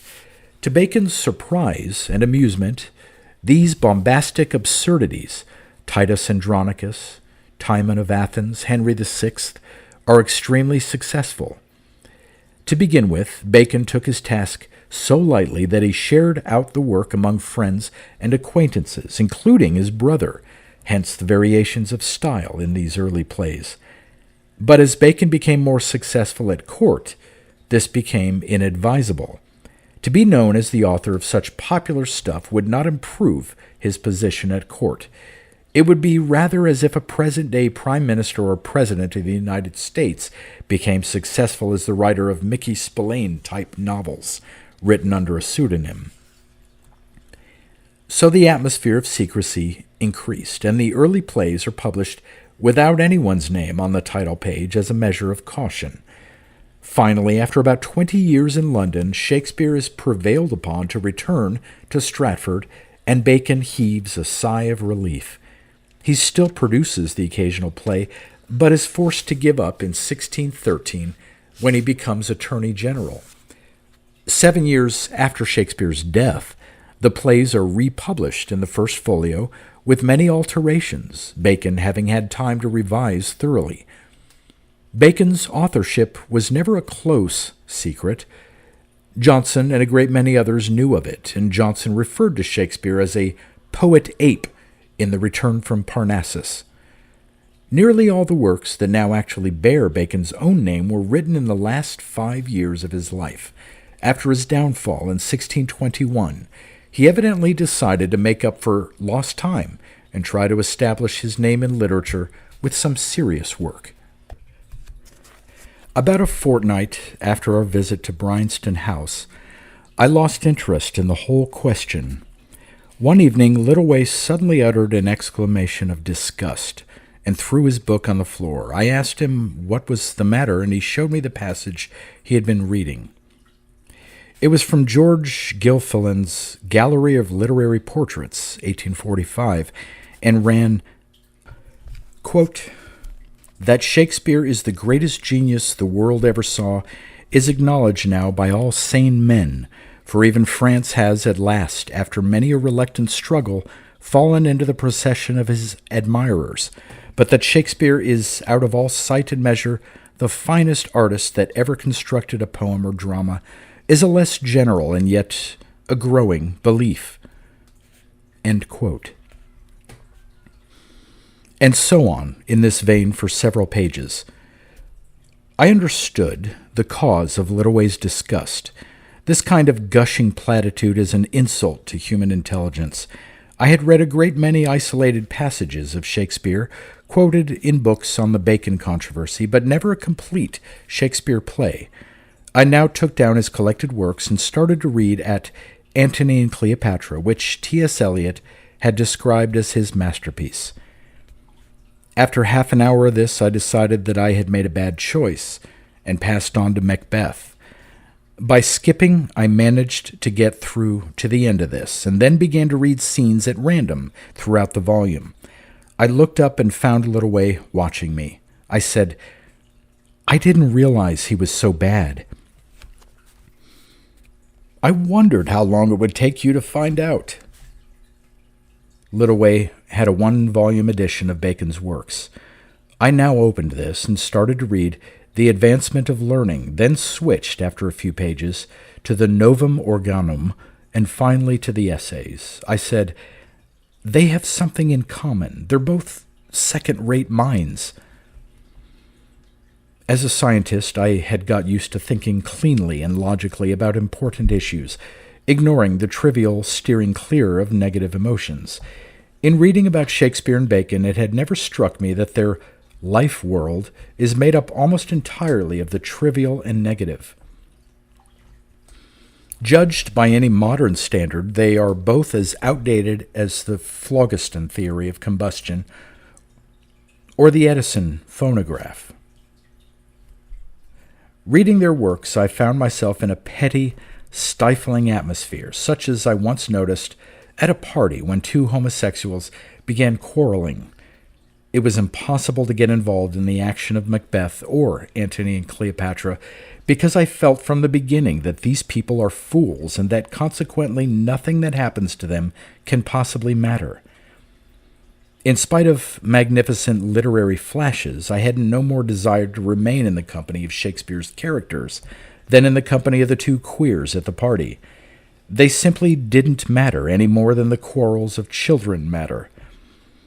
As to the Bacon of the later works and essays, I found his mind altogether more congenial, but lacking a center of gravity. They do not spring from any intuitive view of the universe. They are clever bits and pieces on any subject he chooses to turn his mind to. They are the work of an industrious lawyer, not of an inspired thinker. Later, I read Tolstoy's essay on Shakespeare, in which he says all that I have just said, and a great deal more. I found it surprising that his clear analyses should not have completely destroyed Shakespeare's reputation. And then, on reflection, I saw that it was not surprising. Most people live on a level of emotional triviality, which means that when they read Shakespeare, they experience the pleasure of hearing their own feelings echoed. And since the language is impressive and requires a certain intellectual effort to follow, they can have no doubt that this is really great literature. This combination of fine language with totally trivial content has kept Shakespeare's stock high for 300 years and will continue to do so until the movement of evolution consigns him to the dustbin of quaint but meaningless antiquities. It is amusing to find myself in accord with those critics who, when asked whether Shakespeare or Bacon wrote the plays, reply that it makes no difference, for indeed it makes no difference. Very slowly I was beginning to grasp what was happening to me, and I was able to explain it clearly to Littleway so that he could no longer accuse me of unscientific thinking. It seemed fairly obvious that this ability to obliterate time was the second stage of development after control over the cortex. The first stage was of contemplative objectivity, the simple ability to pass beyond the gates of my own personality and to really see things, to realize they exist. This is the basic human trouble, not the body. Great scientists and great poets, in their moments of intensity, see the same thing, the objective multiplicity of the world. Einstein once said that his chief aim was to see the world by thought alone, without anything subjective. This expresses it. This is the great outward urge experienced by all explorers. It is an attitude of mind, nothing to do with the body. Both Littleway and I achieved this as soon as we realized what the prefrontal cortex is supposed to be for. Its purpose is to rescue us from the present, to allow us to approach the world from many different angles and points of view, instead of stagnating in a subjective life world, to escape the subjective. Once this was achieved, the next stage followed. The completely steady contemplation of the real world, no longer eclipsed every few moments by the personal, now began to broaden and develop as objectiveness became a habit. Just as a good conductor can hear a single false note when 50 instruments are playing, just as a good motor mechanic can diagnose a fault from the sound of the engine, so I began to develop this ability to sense meanings. It first came to me about a week after the Shakespeare business. Littleway and I were back to philosophy. We drove down to Salisbury one day to explore the excellent bookshop close to the cathedral, then decided to go on to look at Stonehenge, which Littleway, surprisingly enough, had never seen.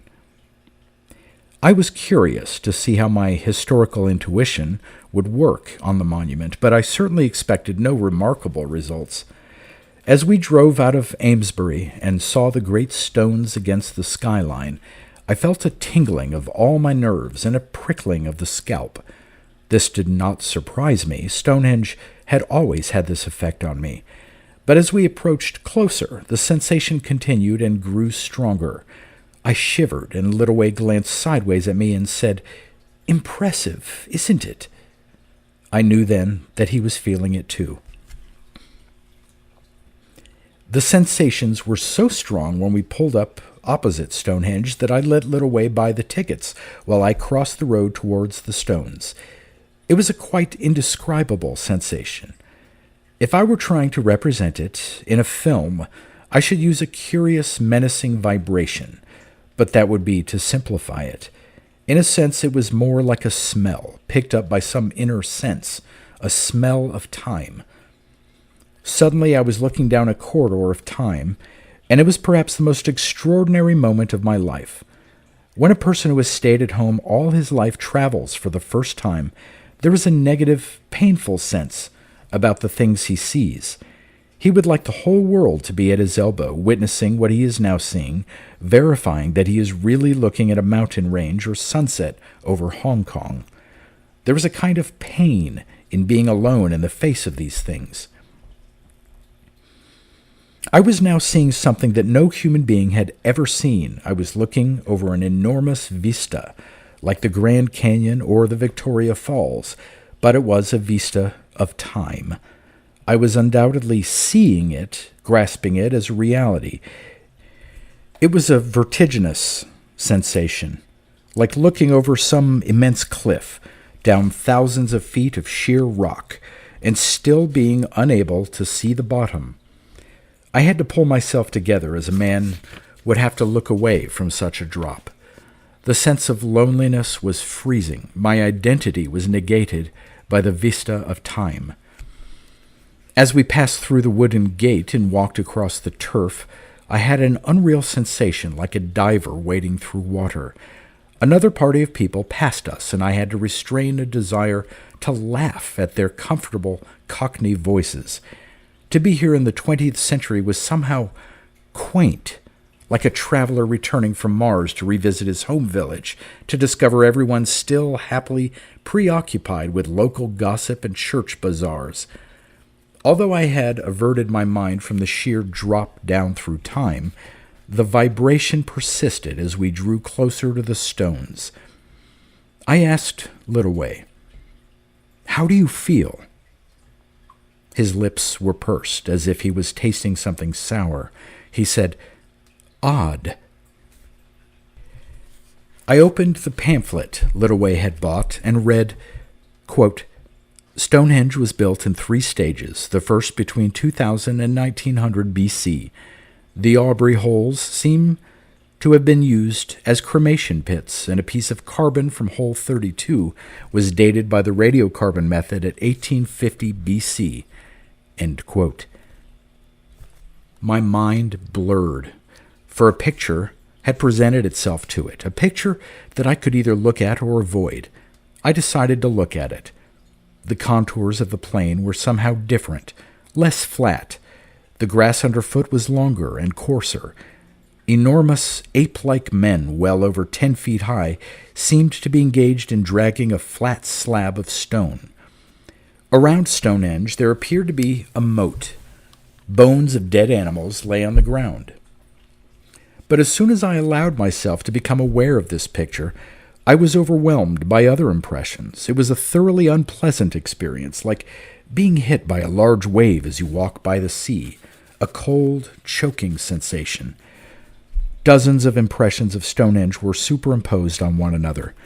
I happened to be staring at one of the upright stones from a distance of a few feet, and all the marks on its surface were somehow quite plain, as if they were writing, an overwhelming feeling of rain and air and time, as well as the adzes and heavy chunks of stone used to chip and pound this surface into smoothness.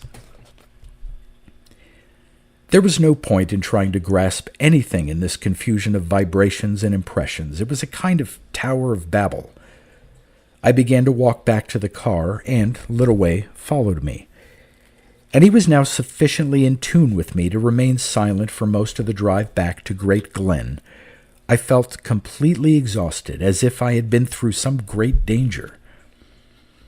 But as my mind calmed, certain things seemed fairly clear, and one was this: that I could see distant epochs of time much more easily than recent ones. It is difficult to explain why this should be so, except to say that close-upness deprives us of meaning. It is possible to survey more recent periods of history by a technique which I shall describe in a moment, but since what is perceived in history is meaning, distant periods are easier to see than close ones. But the thing that puzzled me most about my Stonehenge experience was this: that there was an odd sense of evil, of menace. This was something I had almost come to discount since my operation. The only time I had experienced impressions so wholly unpleasant was when Lyell and I had looked down into the horrible well of Chichen Itza with its slimy green surface and thought of the children thrown into it as a sacrifice to the god. Why should looking back over long periods of time produce a feeling of terror? Admittedly, there is the sense of one's own unimportance, but all science produces this, to some extent. Besides, thinking closely about this, it came to me that my problem was still one of immaturity. I had not yet learnt to stop seeing myself as Harry Lester, aged 36, one of fortune's favored children. Once I managed to lose this personal equivalent of provincialism, time would cease to negate me. But why the feeling of menace? I was so preoccupied with this problem that we were passing through Honeybourne before I asked Littleway, "Have you ever heard of Stone Age men over 10 feet tall?" "Yes, but not in England." "Where?" "In Java, if I remember rightly. Von Koenigswald dug up some immense skulls and jawbones. It was some time during the war. He called it Meganthropus or something. Why?" I told him of my curious vision of giants. After the Shakespeare business, he was less inclined to be skeptical. He said, "Your giant theory would be marvelously convenient for explaining how Stone Age men handled stones of that size and weight, but it doesn't sound too likely, does it? I mean, if there were giants, they'd have found bones, as in Java." Oddly enough, neither of us raised the question of what he had felt at Stonehenge. It was several weeks later that he told me he had also experienced the same vibrations. He said he thought they might be emanating telepathically from me. Back at Langton Place, Littleway looked up the Javanese giant in Vent's Iksukta Adam. From this, we discovered that giants had first been discovered in China, in the same beds as Peking man, Homo erectus, the first true man, who is approximately 500,000 years old.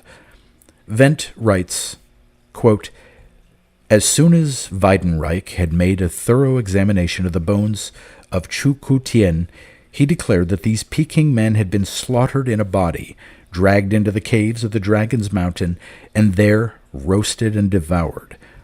Exhaustive examination seemed to prove him right." End quote. As Littleway read this passage, I experienced again the unpleasant vibration, the sense of evil and violence. Quote, all the Chu-Ku-Tien skulls had an artificially opened occipital gap into which the hand could be inserted to extract the brain. End quote. This caught something of what I felt on Stonehenge. Wendt goes on to describe the finding of the enormous skull fragments near Sangiran in Java and asks, quote, had there actually been 3 forms of early primitive man in Java, one of normal size, one above the average, and one of gigantic type? End quote. There were giants in the earth in those days, Littleway quoted from Genesis, but there have been surprisingly few fossil remains, so I think we can assume they weren't all that numerous. During the next week, my interest in early man was sidetracked. Roger Littleway invited Professor Norman Glazebrook from Leicester University to supper. Glazebrook is the author of a popular illustrated life of Shakespeare, and he told us he was producing a book on Mary, Queen of Scots, with excursions into various other aspects of Elizabethan life. He wanted to see Diana Littleway's notebook on Bryanston House. There seemed to be no harm in telling him about my discovery in the parish register at Bidford-on-Avon. It was not a matter that interested me any longer, and as far as I was concerned, Glazebrook was welcome to the credit for the discovery. I asked him whether he had seen the Northumberland manuscript. He said he intended to. He had written to ask the present Duke's permission, but he was told that it had been loaned to the British Museum for an exhibition of Elizabethan manuscripts and books. I asked him whether he didn't think it demonstrated that Bacon and Shakespeare were known to be closely associated by some of their contemporaries. He shrugged. The manuscript also mentions Thomas Nash. Do you think he was another of Bacon's pseudonyms? But only once, if I remember rightly. Shakespeare's name is written over and over again. So is Bacon's. He was not exactly evasive, but it was perfectly clear that it was a subject he preferred not to pursue.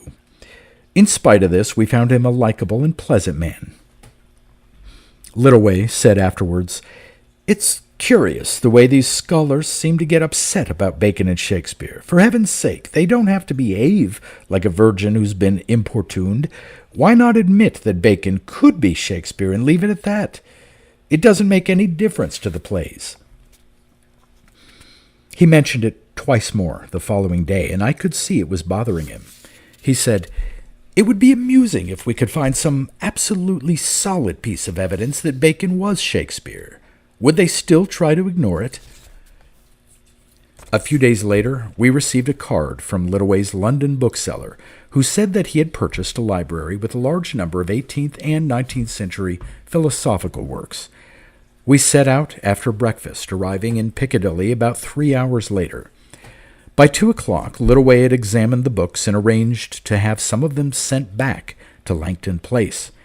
Neither of us was hungry. We seldom ate between breakfast and supper, so we decided to go straight to the museum to look at the Elizabethan exhibition. I knew what Littleway had in mind, but he didn't broach it until we had spent nearly an hour peering into the glass cases in the King's Library. We were looking at a first edition of the Sonnets, open at the dedication page. Quote, "To the only begetter of these ensuing sonnets of Mr. W.H." End quote. And so on. Littleway said, "How is your intuition working?" I laughed. "Not too well at this hour of the day. I'm a little tired." "No clue as to whom W.H. might be?" I stared hard at it and tried to allow my mind to become passive, receptive. I said, "It might be better if I could touch it." "That might be possible. Have you got your ticket to the manuscript room with you?" I had. It was only 3:15, nearly 2 hours to closing time. We went to the manuscript room, and I filled in a ticket asking to see the Shakespeare sonnets. Littleway asked to examine the Northumberland manuscript. We were both known to the librarian. It took only 10 minutes for the book and the manuscript to arrive. London had fatigued me. My feet had that curious ache that seems to come from London pavements. But I felt pleasantly relaxed. I've always loved the museum, but now the whole place, with all its rooms, seemed to be present all at once in my mind. The Egyptian mummies and Babylonian sarcophagi, and Buddhist deities and Greek statuary. As I sat there waiting for the book to arrive, my brain began to work with beautiful clarity, and I saw that man's only final salvation lies in the mind. For most animals, life is a slum. For the definition of a slum is a precarious, harsh, hand-to-mouth existence. Life has inserted itself into matter, but its beachhead is small. Matter leaves it only a narrow, cramped space in which it can operate. So life is, almost by definition, narrow, difficult, trivial. Lao Kun wrestling with the serpents. Now, through civilization, man has come close to solving the subsistence problem. The Lebensraum he now needs is purely mental, to survey the world from a distance, to see life as a whole.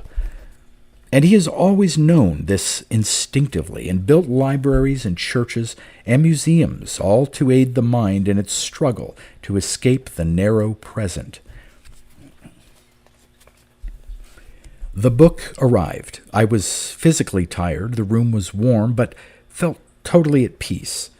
Now, as I stared at the dedication page of the sonnets, I tried to envisage the publisher who had written it, Thomas Thorpe, who signed the dedication T.T., and immediately got a clear mental picture of a nondescript little man, well under 5 feet tall, with a cast in one eye. But it was somehow unconvincing. It had none of the vibrations of reality I had experienced on Stonehenge. It could have been simply a kind of waking dream. I concentrated on the question of W.H., and this was altogether more satisfying. The name seemed to actually be written on the page. Wilmot Haywood, and was accompanied by a mental image of a coarse-faced man in his mid-30s, an alcoholic with red veins standing out on his nose.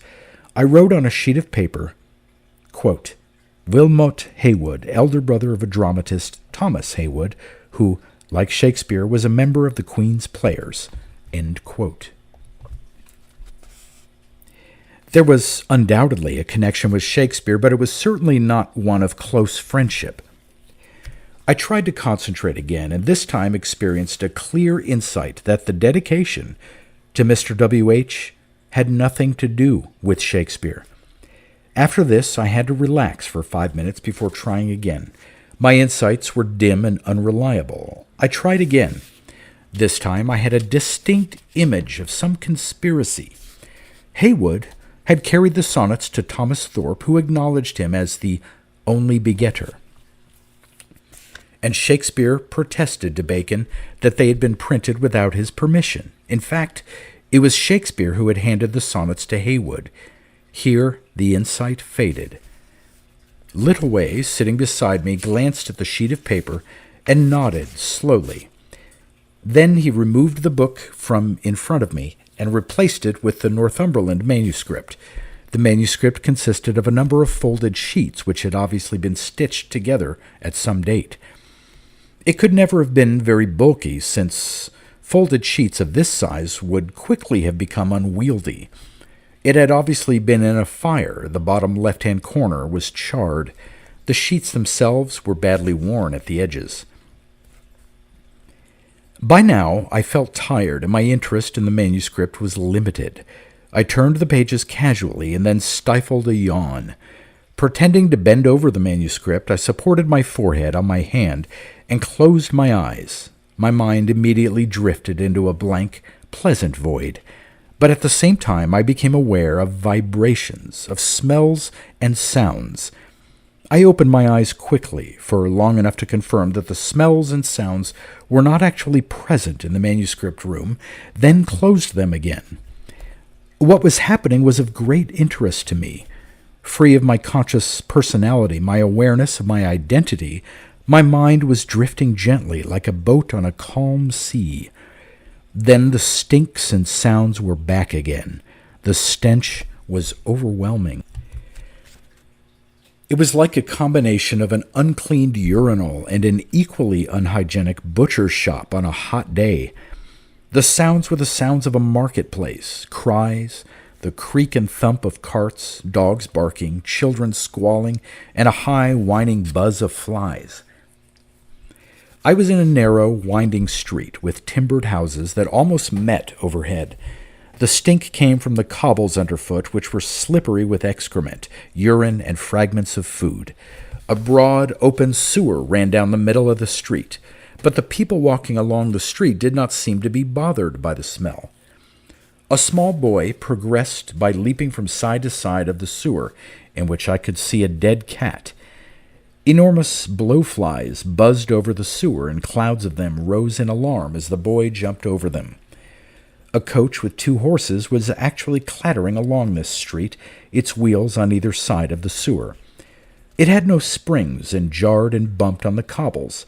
Most of the people looked extremely poor. A fairly well-dressed man who came out of a yard between the houses was wearing metal objects strapped to his feet, which lifted him 3 or 4 inches above the sewage.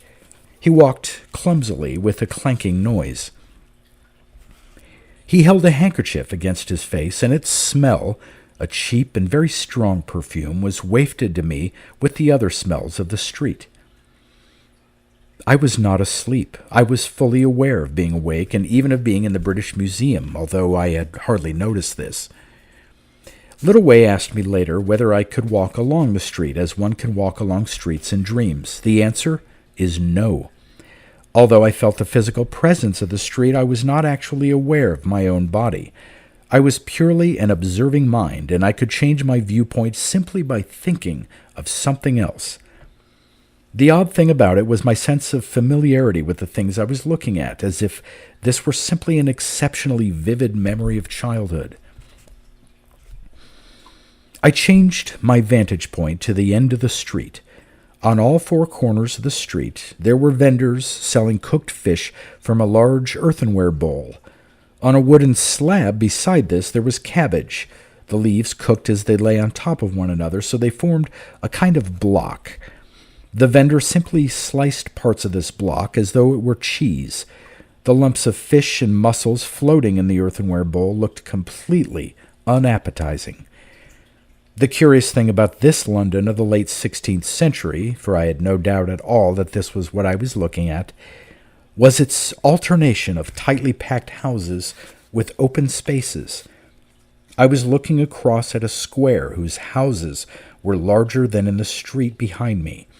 The windows had regular leaded panes, although upper windows seemed to have glass in the top half and shutters on the lower half, which could be opened to let in air. In the street behind me, there were few glass windows, only open spaces that could be covered by shutters. In the center of the square, there was an enormous bonfire whose flames were as high as the tops of the houses, and a troop of mountebanks with fifes, drums, and fiddles were making a remarkably tuneless racket. I observed especially the narrowness of the roofs, some of which looked like pointed witches' hats. Few of these had gutters, so that the rain must have poured off them direct onto pedestrians below. At the far side of the square there was an open green space with trees. I observed the number of slim church spires against the skyline, and also the number of flags and streamers and weathercocks on the rooftops, conveying the impression that Londoners enjoyed giving their town a festive appearance. And yet the overall effect was not at all festive. It was somehow shabby and depressing. Most of the wood of which the houses were built was unpainted. There was an odd and very distinctive smell in the air, which in this open square triumphed over the smell of stale urine. I cannot describe this. It was musty, rather tarry, and also spicy with a touch of cinnamon or cloves. I observed that an enormous number of the better-dressed people carried pomanders, oranges covered over completely with cloves, and held these to their noses as they walked along. Defoe mentions that these were regarded as being a protection from plague. There was no unreality about all this. I could see it as clearly as I could see the actual faces in Piccadilly a few hours before. A large number of the men wore beards, and the Henry VIII beard seemed popular. An unusual number of the faces I saw seemed disfigured in various ways. A girl of about 16 was standing with her back to me and looked trim and pretty. When she turned, I saw that her left nostril was missing, as if it had been cut off with a knife. Many faces were pockmarked. A large percentage of the women, even the young ones, had hair streaked with gray, which may well have been due to some vitamin deficiency in their diet. I also noticed several rats strolling across the street as casually as if they had been dogs, and this made me speculate whether some of the disfigurements might not be due to rats attacking sleeping babies.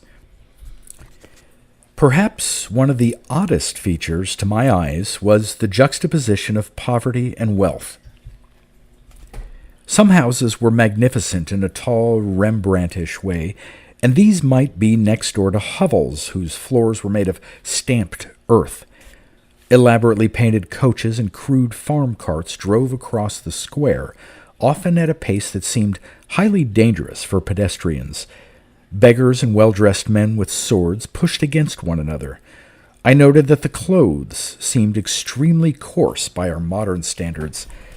Most people, rich and poor, wore stockings of lumpy wool, and the cloth of their garments struck me as little better than sacking. In spite of this, people looked healthy enough, and there were a great many more obese men and women, grossly, wobblingly fat, than could be seen in any modern city. I came back to the manuscript room with immense relief. It was like returning from a long and rather unpleasant journey. I looked at the clock. It was only 4:15.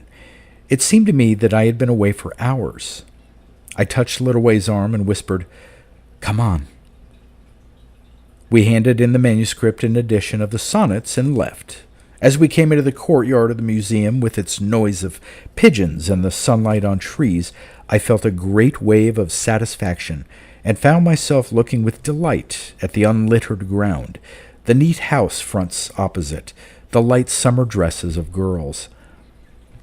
As we climbed into the car, I told Littleway briefly what I had experienced. He was more excited about it than I was. I was now feeling oddly tired and flat. He asked me at least half a dozen times, "Are you sure it wasn't a dream?"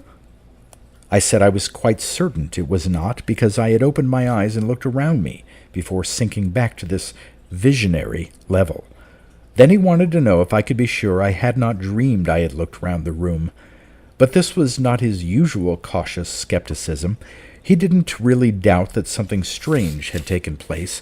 What he now wanted to know is what had happened, how it had worked. We discussed it all the way back to Great Glen, driving at 45 miles an hour on the inner lane of the M1 and ignoring cars that hooted irritably. The discussion was too long to set out here, but I can try to summarize it. First of all, what is the nature of time? It is a function of consciousness, nothing else. What goes on in the external world is process, metabolism. There is no time out there. This is why the traditional stories of time travel are so absurd, and why it gives so many paradoxes. A sure sign of absurdity, i.e., that if I could go backwards in time, I would confront a whole series of me's, myself of a minute ago, myself of 2 minutes ago, etc. No, there is no time out there. It is an artificial abstraction from the idea of process. And obviously it is ridiculous to talk about traveling in process or in metabolism. I had not, therefore, really traveled in time, but neither had I dreamed. So, what had I done? My own view at first was this: that I had used my imagination much as on the lawn at Bryanston House, and that my fatigue had removed some obstruction, my sense of identity, my interest in the external world, so that my imagination had reached a peculiar concentration and continuity. Littleway said, "But if it was imagination, why was it so detailed?" He was right.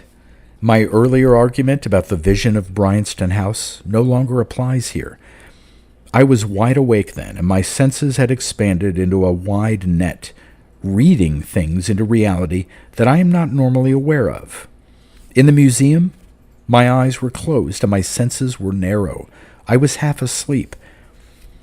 We toyed with the hypothesis that this was quite ordinary imagination, that memories from books I had read or pictures I had seen had somehow combined to produce this vision of Elizabethan London.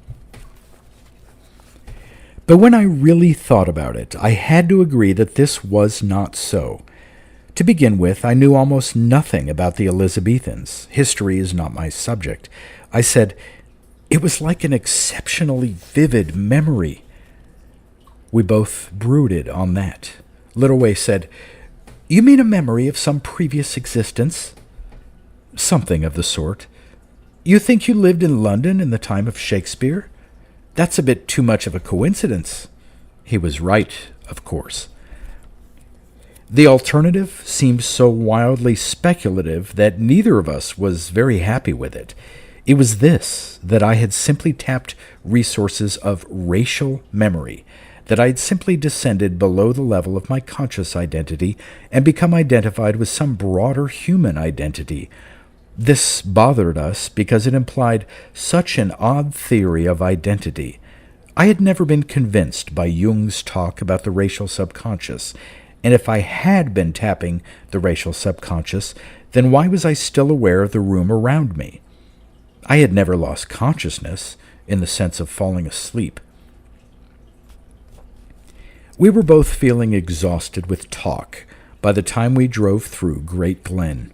By way of terminating the discussion, I said, "Anyway, I've got a feeling we're still making some childish error about the mind itself. Human beings have always been trapped in a kind of dream state, like being under the influence of some drug. We've only been free of this dream state for a few months. Its ways of thought still cling to us." What puzzled me about all this can be easily explained. I am perfectly willing to believe that many people possess gifts of second sight, telepathy, and so on, and I am even willing to concede that certain of the psychedelic drugs may induce these states of insight. But people with second sight cannot control their gift. They see ghosts or get a glimpse of the future, whether they like it or not. If my vision of Elizabethan London was really a kind of second sight, or sixth sense, or whatever, then surely it would operate all the time. For example, I would have a clear vision of the history of this ancient Bentley, the factory where it was once made, its previous owners, and so on. Why not? And even supposing that, for some strange reason, it was easier to see the distant past than the immediate past, then I should certainly experience vibrations looking at every old chunk of granite used as a milestone, for it was all millions of years old. I was too tired that night to try any fresh experiments with my mind. I went to bed shortly after supper and slept late in the next morning, waking well after 11. I thought that my Elizabethan experience might induce some interesting dreams, but as far as I know, it made no difference. I stood by the window as usual, enjoying the smell of the hot sunlight and mown grass and flower beds, and also wondering what new experiences the day might have in store for me, for I had a very strong sense of being in the middle of a period of discovery. The door opened quietly, and Littleaway peered in. "Oh, you're awake. I decided not to disturb you." "Why's that?" I noticed the statue-like object he was carrying in his hand. "I thought you might try your insight on this. Roger brought it back from Turkey years ago. It's a basalt figurine, probably made by the Hittites." "Thanks," I said, extending my hand for it. Then I touched it, and my body froze. Littleaway was watching me seriously. "Are you all right?" "Yes, I'll be all right." I sat down on the bed and took it from him. Again, I was looking down the well of the past, and the sensation was just as real and distinct as if I had taken the top off a real well and peered into its depths. There was almost a musty, decaying smell, and a hollow echo, although I realized this was superimposed on the experience by my way of grasping it. Anyone who has read Husserl will understand this. It was a disturbing sensation. How can I describe it? Although I was still in the room with the smells of a hot morning in late spring, this was so much realer that I became another person. My mind had been ready to encounter another pleasant and interesting day, already fixed in its expectations and responses, and now, in a moment, everything was changed, as if someone should switch on the television in the middle of a happy cocktail party and hear the announcement of war. There was always a smell of violence about the past, the feeling of men and animals killing without a second thought. But there was something quite special about this figurine that went beyond this ordinary animal disregard for life. It would be overdramatic to call it a smell of evil, but that comes closer to it than any other phrase I can think of. I said, "What was the approximate date of the Hittites?" "Very roughly between 1800 and 1200 BC. "Then this thing isn't of Hittite origin. It's a great deal older than 2000 BC. "How can you be sure of that? Don't you feel anything as you hold it?" "No." "Make the effort." I took hold of his hand at the wrist and tried to make him feel it. For a moment he resisted, flinching. Then I felt him make an effort to become receptive to the blur of feeling flowing from me. His resistance was natural. For a few seconds, perhaps half a minute, it was merely a blur of feeling, as when someone looks through one of those children's stereoscopes and for a moment sees merely two pictures side by side. Then, with a mental effort, the two pictures are forced to move together into one, and it is very clear and three-dimensional. This is what Little Way had to do, and he made the effort. And slowly, the blur of feeling focused. I could feel it, and he saw what I could see. He said, "My God, you're right. But you can't be right." I knew what he meant. The basalt figurine we held was 500,000 years old, the age of Homo erectus, the first true man, and that was impossible. The first art was created by Cro-Magnon man, the Venuses of Willendorf, Savignano, Vestonice, and the rest, and that was a mere 35,000 years ago. This thing was about 15 times as old. I think we both suddenly knew that we were onto a problem that went beyond anything we had expected. This was something of which none of the students of early man had any suspicion. We were dealing with something new and profoundly alien. It was almost immediately after this episode that Little Way began to develop powers of time vision. I believe this was because I had somehow showed him the way. According to my diary, it was on June 3rd of that year that he spent 2 days in his room having his food sent up to him. On the second day at 11 in the evening, he tapped on the door of my room. I said, "Where have you been?" by way of a greeting. He said, "Wandering around in the past." I said nothing. He sat down in the armchair by my window. It was a clear, soft night, unusually warm. The changes in him were more marked than they had been since Christmas, the inward, contemplative look. He told me what had happened. His contact with the basalt figurine had convinced him that time vision was an ordinary potentiality of the human brain. This was all that was necessary, for I must keep emphasizing all men already possess these powers, as they possess, let us say, the power to ride a bicycle.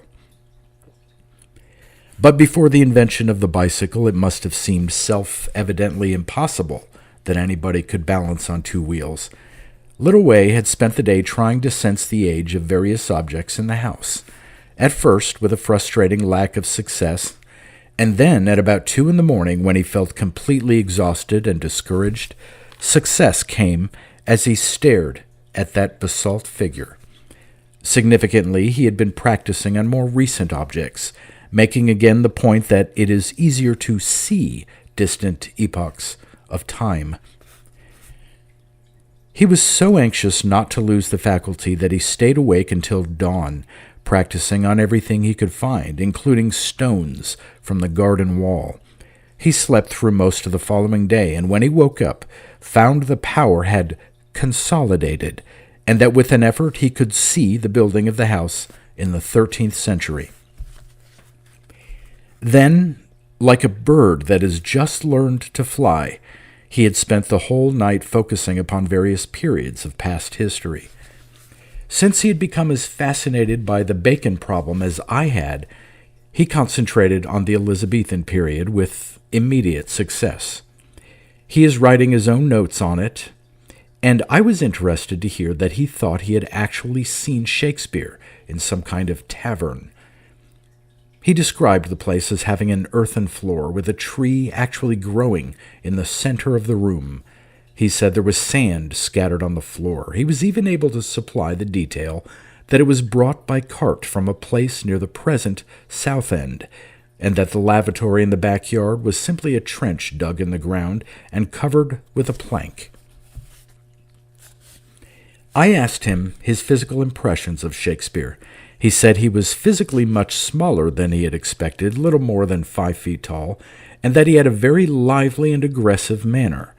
He also mentioned that Shakespeare spat a great deal into the sand and kept sniffing a bunch of dried flowers in a little wooden box, which seems to suggest that he was afraid of the plague and thought that spitting might rid him of its humors. Little Way added that most people in the tavern were drinking red wine drawn from barrels into uncorked glass bottles, and that Shakespeare had a 2-pint pot of it in front of him and drank it as if it was beer. If this is really an accurate picture of Elizabethan drinking habits, it may help to explain why the expectation of life was so much less in those days. But, strangely enough, my own powers advanced to a new stage at the same time that Little Way developed time vision. But there is very little to say about it except that the sheer engine power of my brain suddenly increased. I woke up in the morning, 2 days after the basalt figurine incident, with a strangely increased feeling of mental power. My eyes felt as if they had turned into 2 searchlights. At first I assumed this was simply the ordinary well-being due to a good night's sleep, until, as the morning progressed, I realized that it was not wearing off, but becoming stronger.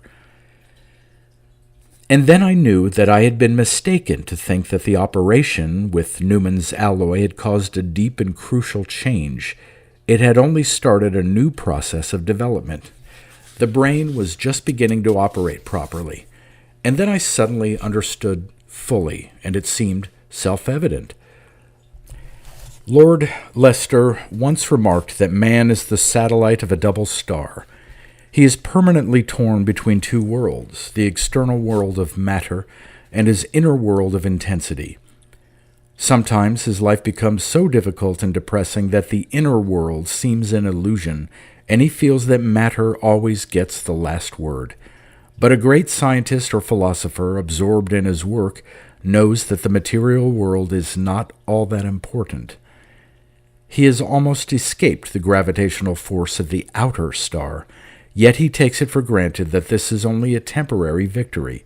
He can never escape the material world. This is careless thinking. It is not a question of escaping the material world, which would mean death, but of ceasing to be bullied and negated by it. To possess such intensity of vision that man becomes the satellite of the inner star, never again subject to strong perturbations from the other star. Surely every sensitive person can recognize the truth of this image. In that case, why has it never struck anyone that a time must come when the satellite would have passed the midway point, between the two stars and become the satellite of the inner star. It was T.E. Holm who said that life has invaded the realm of matter, but has paid the price of automatism for its foothold.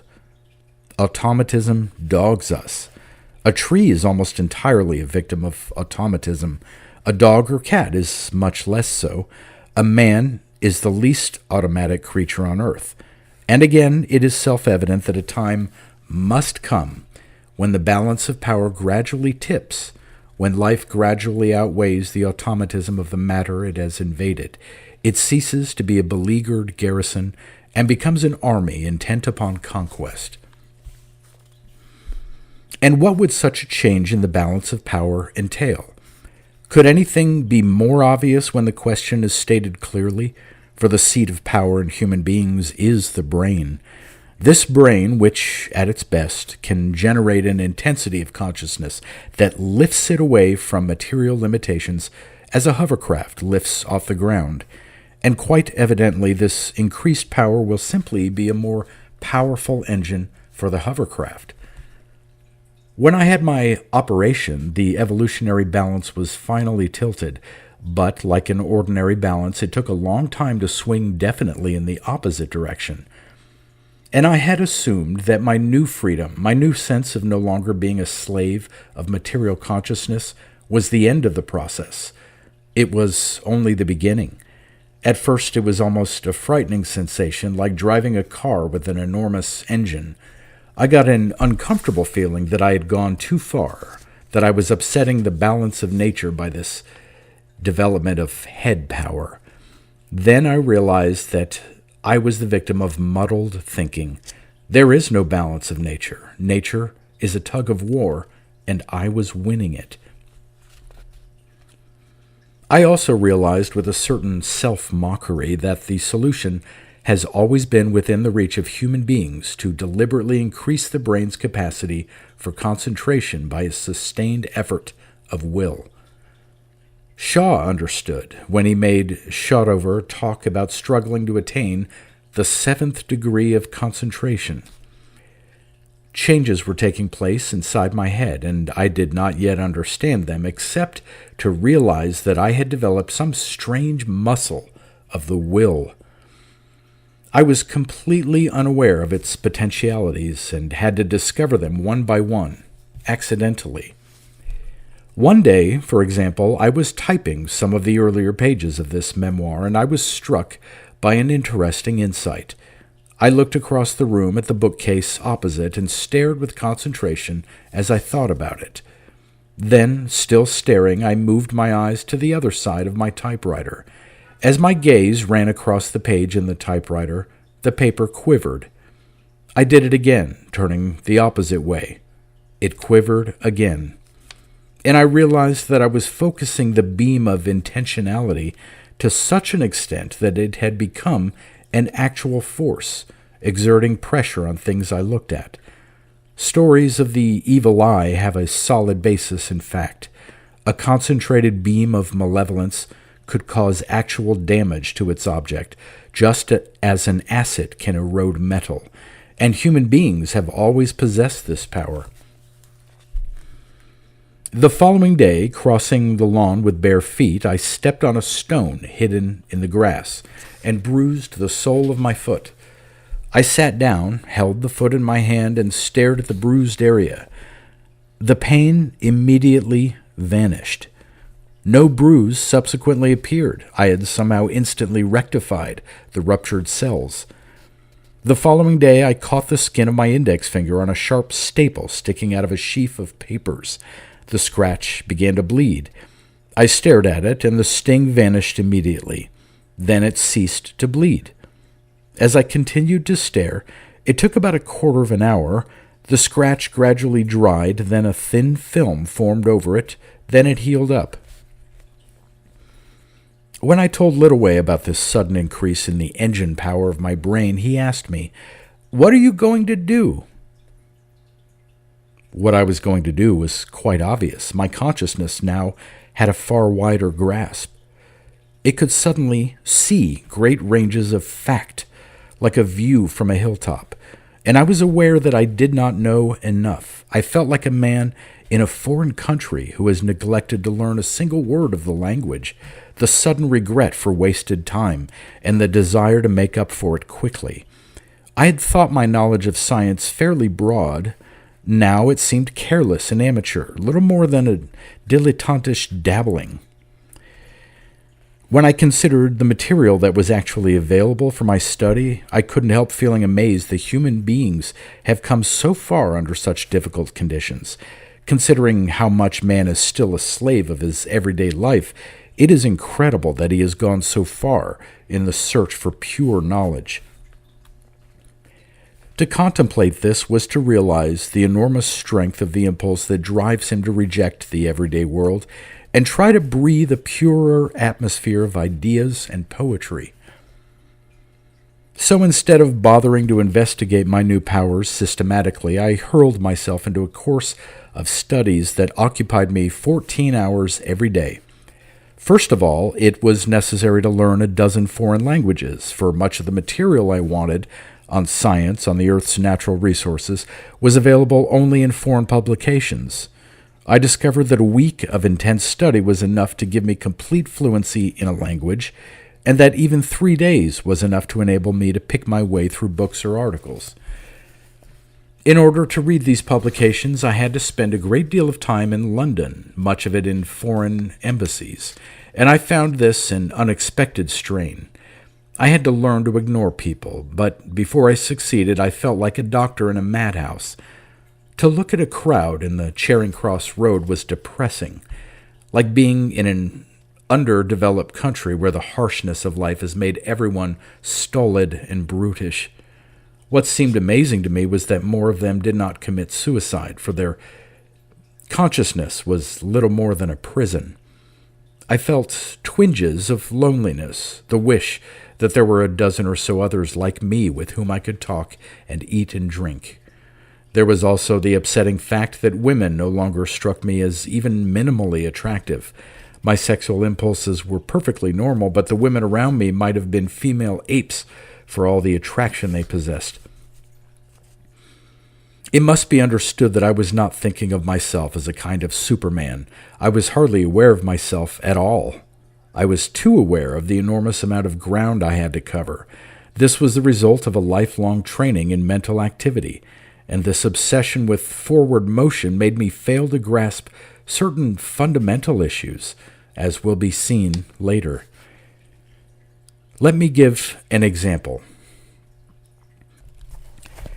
The problem of psychical research struck me as an important one, and I spent a week in the library at the Society for Psychical Research, reading up on the whole subject from Tyrrell's apparitions and Myers's human survival to the latest and most skeptical material.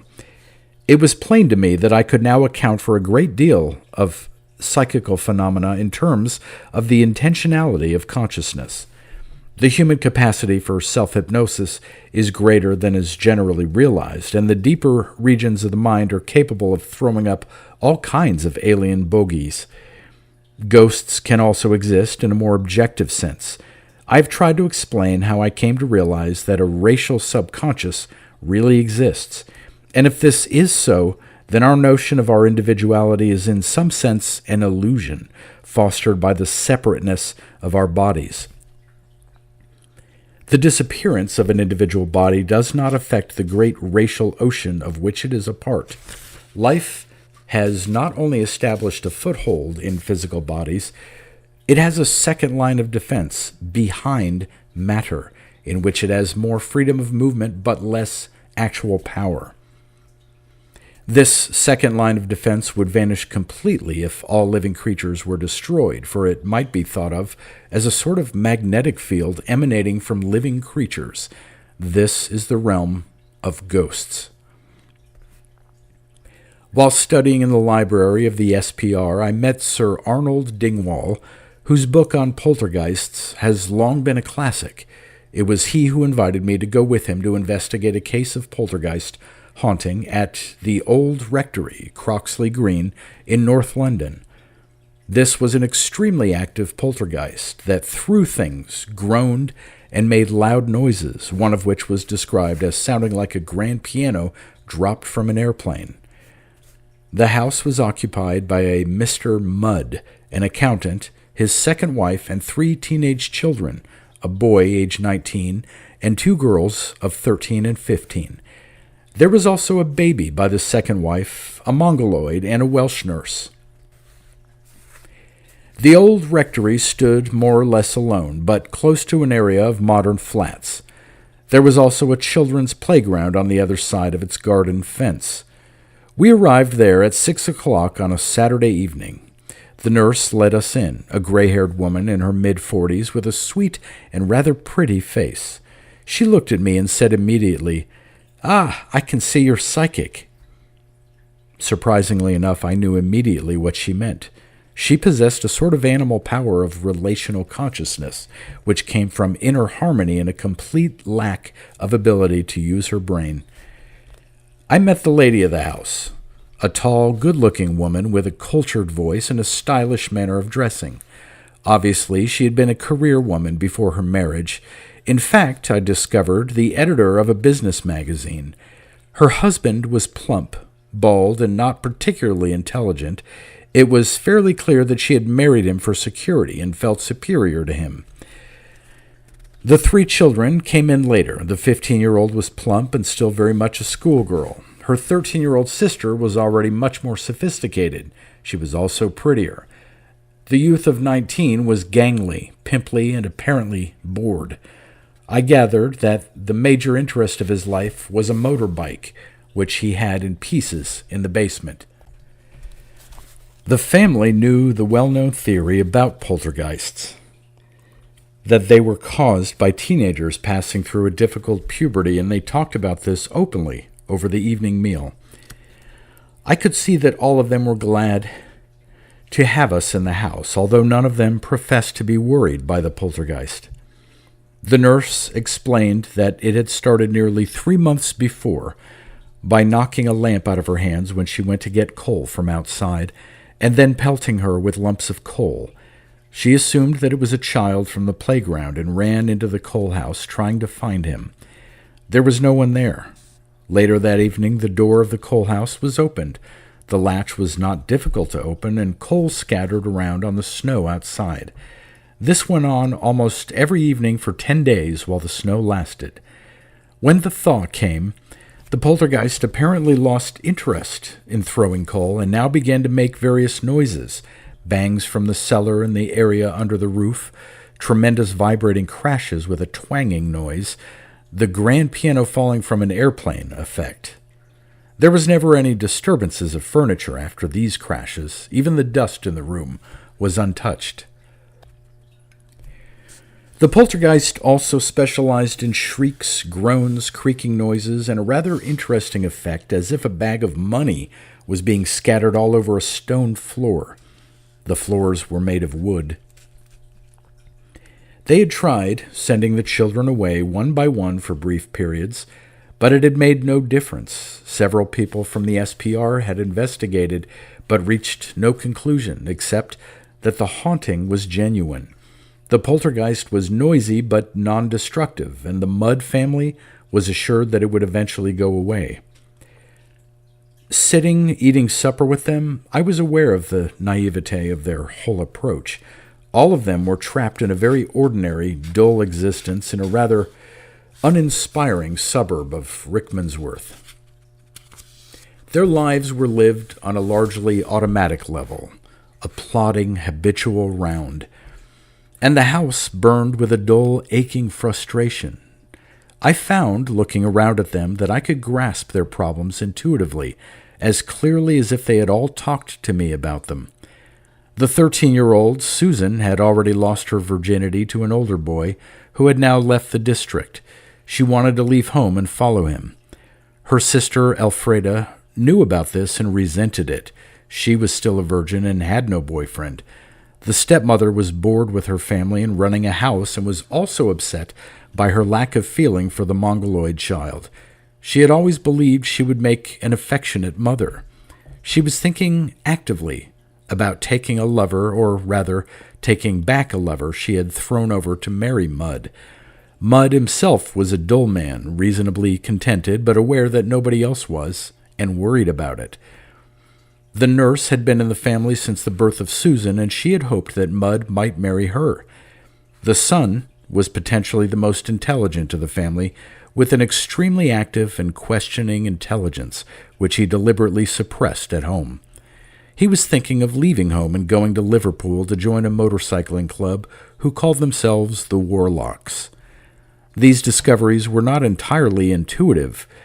I spoke to the family at length before and after the meal, and they told me enough to give me a clear picture.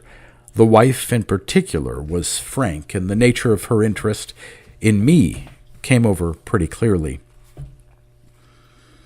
I still found it hard to understand the poltergeist disturbances. I was far more aware of the depths of my own mind, of my whole subliminal apparatus of will and perception, than anyone in this family could ever be, and I simply could not imagine forces from my subconscious causing things to move around. I was convinced that the disturbances were, in some sense, willed. The family insisted on watching television after the meal, some song contest involving all Europe. I amused myself by trying to see the age of the house. It had been some weeks since I had tried to practice time vision. It struck me as so much less important and interesting than the work I was doing. But now I had nothing else to do, so my conscience was clear. I let myself sink into a condition of inner peace, cutting out the disturbing vibrations of the family, and tried to see the whole house from outside. I had been shown over every room. Then, quite suddenly, I became aware of a new factor working in my mind, which is almost impossible to describe. It was a kind of amplifier, picking up my impressions, feeding them through the prefrontal regions of the brain, and checking them against everything that had ever happened to me. It is an extremely obvious and simple process, but would take several pages to describe adequately. All I can say is that all one's experience becomes suddenly available for comparison with the present moment, and one's knowledge of the present moment becomes theoretically limitless, for new facets can be illuminated at will. And suddenly, I knew this place as if I had lived in it and studied its history, and I became immediately aware that there was something in its history. Then it came. Of course, the Stanton murder case.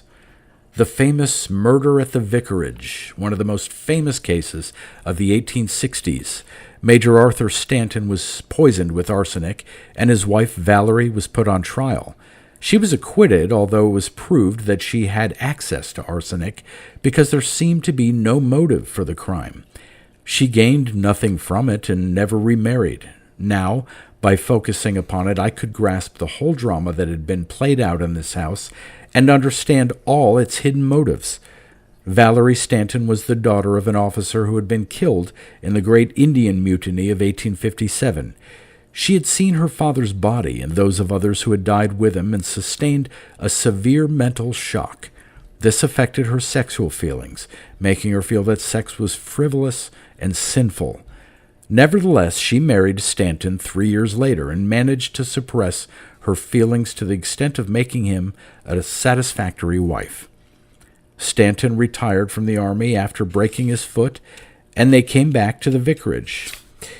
He had been a sportsman before the accident. Now, frustrated and bored, his sexual demands became excessive, and there were also certain unusual demands which were never mentioned publicly until the time of Havelock Ellis. Her neurosis returned in full strength. She confided in the maid, for whom she felt some obscure lesbian attraction. The maid, without being explicit, encouraged her to take violent action and left the weed killer where her mistress would see it. Valerie Stanton poured a quantity of it into her husband's port on April 21st, 1866, and he died in agony early the next morning. The case has been written about many times. I have not been interested enough to check whether any of the writers grasped Valerie Stanton's real motives. After the 10 o'clock news, the television was switched off. I said casually, "By the way, wasn't the famous Stanton murder case somewhere in this area?"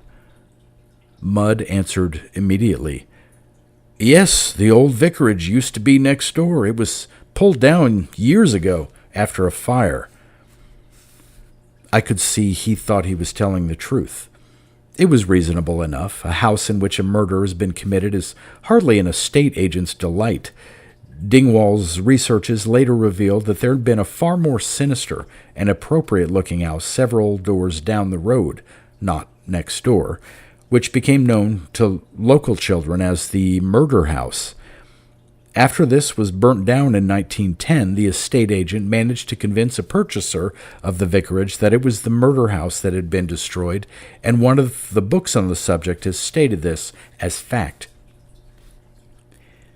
But my question led the family to begin talking of the murder, and I immediately became aware that Gwyneth, the Welsh nurse, was far more interested than she would show. She remained bent over her knitting. In fact, I could tell that she sensed this was the murder house, using much the same kind of intuition that had come to me about the Bacon cottage near Bidford. The two girls also showed a morbid interest in the story, although it is not particularly horrific as murders go, and the younger one said, "I shan't want to switch out my light tonight." I was immediately aware that they also knew something, that the nurse had told them stories that embodied her own intuitions. Towards midnight, the two girls went to bed. The nurse fell asleep in her chair. We had agreed to sit up until the early hours of the morning, for the disturbances usually took place between midnight and 2 a.m. Mrs. Mudd went upstairs to change the baby. At about 10 minutes after midnight, the noises began. First of all, there was a perfectly ordinary-sounding crash from the basement, which none of us noticed for several moments. Then there was a thud that made the windows shake as if a bomb had fallen a few streets away. This was followed by a moaning sound, not loud, as if a hysterical teenager was crying herself to sleep. This seemed to be coming from a passageway on the other side of the door. Mudd tiptoed to this and opened it. The sounds continued, but now no longer sounded as if they were coming from the passageway. I now allowed myself to sink into a state of relaxed perceptivity, trying to sense what was happening around me. It was like entering a nightmare. There was a tension of panic in the house, an unpleasant, cold terror, somehow associated with the smell of damp whitewash on a lavatory wall, and I could see that it was not emanating from any individual in the house. It was like a net stretched between them, or rather, between the two girls, the nurse and the mother. The two males played no part in it. I was able to understand quite clearly what it was. The strongest element in it was the nurse's feeling about the house, her knowledge that it was the murder house, or some similar frightening intuition. The second strongest element was the mother's feeling of repulsion towards her husband and guilt and disgust towards the baby. It was somehow these two feelings that entered into combination, into phase, as it were, with each other. The two daughters played a relatively minor part, but were aware of the vibration in their sleep. It should be observed that the nurse and both daughters were by this time asleep. The problem here was the complete negativeness of everyone in the house. Basically, this was the father's fault. He was self-absorbed, thought about nothing but his job, and completely failed to introduce any element of vitality or creativity into the atmosphere of his home. This meant that everyone was free to develop their own neuroses with no counterforce, no breath of some interest beyond their personal obsessions. What surprised me most was the clear, undivided force of these negative obsessions. Freed by the sleeping brain, they were as dangerous as a strong wind. Still, I found it hard to understand how they managed to express themselves physically. I tried to concentrate more deeply. My brain responded with a surge of power and insight. Suddenly I understood. My mistake was in thinking of this house as a more or less quiet, still place, shaken by forces from the subconscious, but it wasn't. The Earth spins through space at a speed greater than an express train, and we ourselves and the chairs we sat in and the walls around us were masses of buzzing atoms. The air was full of every kind of wave and energy, and human beings are deep wells of energy, immense reservoirs of force, the force of life determined to subdue matter. A little of this force was utilizing and controlling some of the great waves of energy that beat against the house like the sea against a cliff. It was a frightening picture. Suddenly the whole universe became a roaring inferno of energies. But the core of the poltergeist activity was the negativeness of the human energies in this house. This conflicted with other energies, like pouring water on a hot fire. I was aware that some of my own mental energies were joining in the uproar, which had increased to a startling extent. There were noises like breaking cars, falling money, someone choking and gurgling. Mud, who was sweating, said, "My God, it's never been like this before." Dingwall was looking rather pleased and making notes on a minute pad in the palm of his hand. I tried withdrawing my mind from the rhythm and succeeded. As I did so, I realized that I could control it. What was going on was a sort of collective nightmare of negative people. It had no purpose or direction. It was rather like the pointless violence of boys who slash the seats on buses or tear out public telephones. But I had a purpose and could impose my own rhythms. At first, I tried increasing the noises. The effects went beyond my expectations, amplified by the other minds in the house. Banging doors, whistles blowing, breaking glass, and unidentifiable animal noises. Then I concentrated on producing a rhythmical sound, like wind. After a moment, I succeeded. The other minds did not oppose me, but made it louder so that it was a tremendous uproar, like sitting underneath Niagara Falls in a typhoon. Articles began to blow around the room, although, of course, there was no real wind. Then I caused it to rise and fall regularly. The sheer energy and power of the movement began to destroy the negative vibrations, as someone might start to tap their foot to music. I saw that Mud was listening with an odd, half-delighted expression, and Dingwall looked astounded. He described it afterwards as the most remarkable poltergeist experience of his whole career.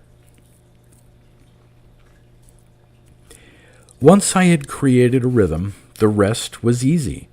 It was like spinning a top, making it go faster and faster. I projected a sound like breaking waves into it. Then regular thunderous volleys of wind, then a high-pitched humming, as of something spinning at a great speed. I was thinking of those lines from Faust.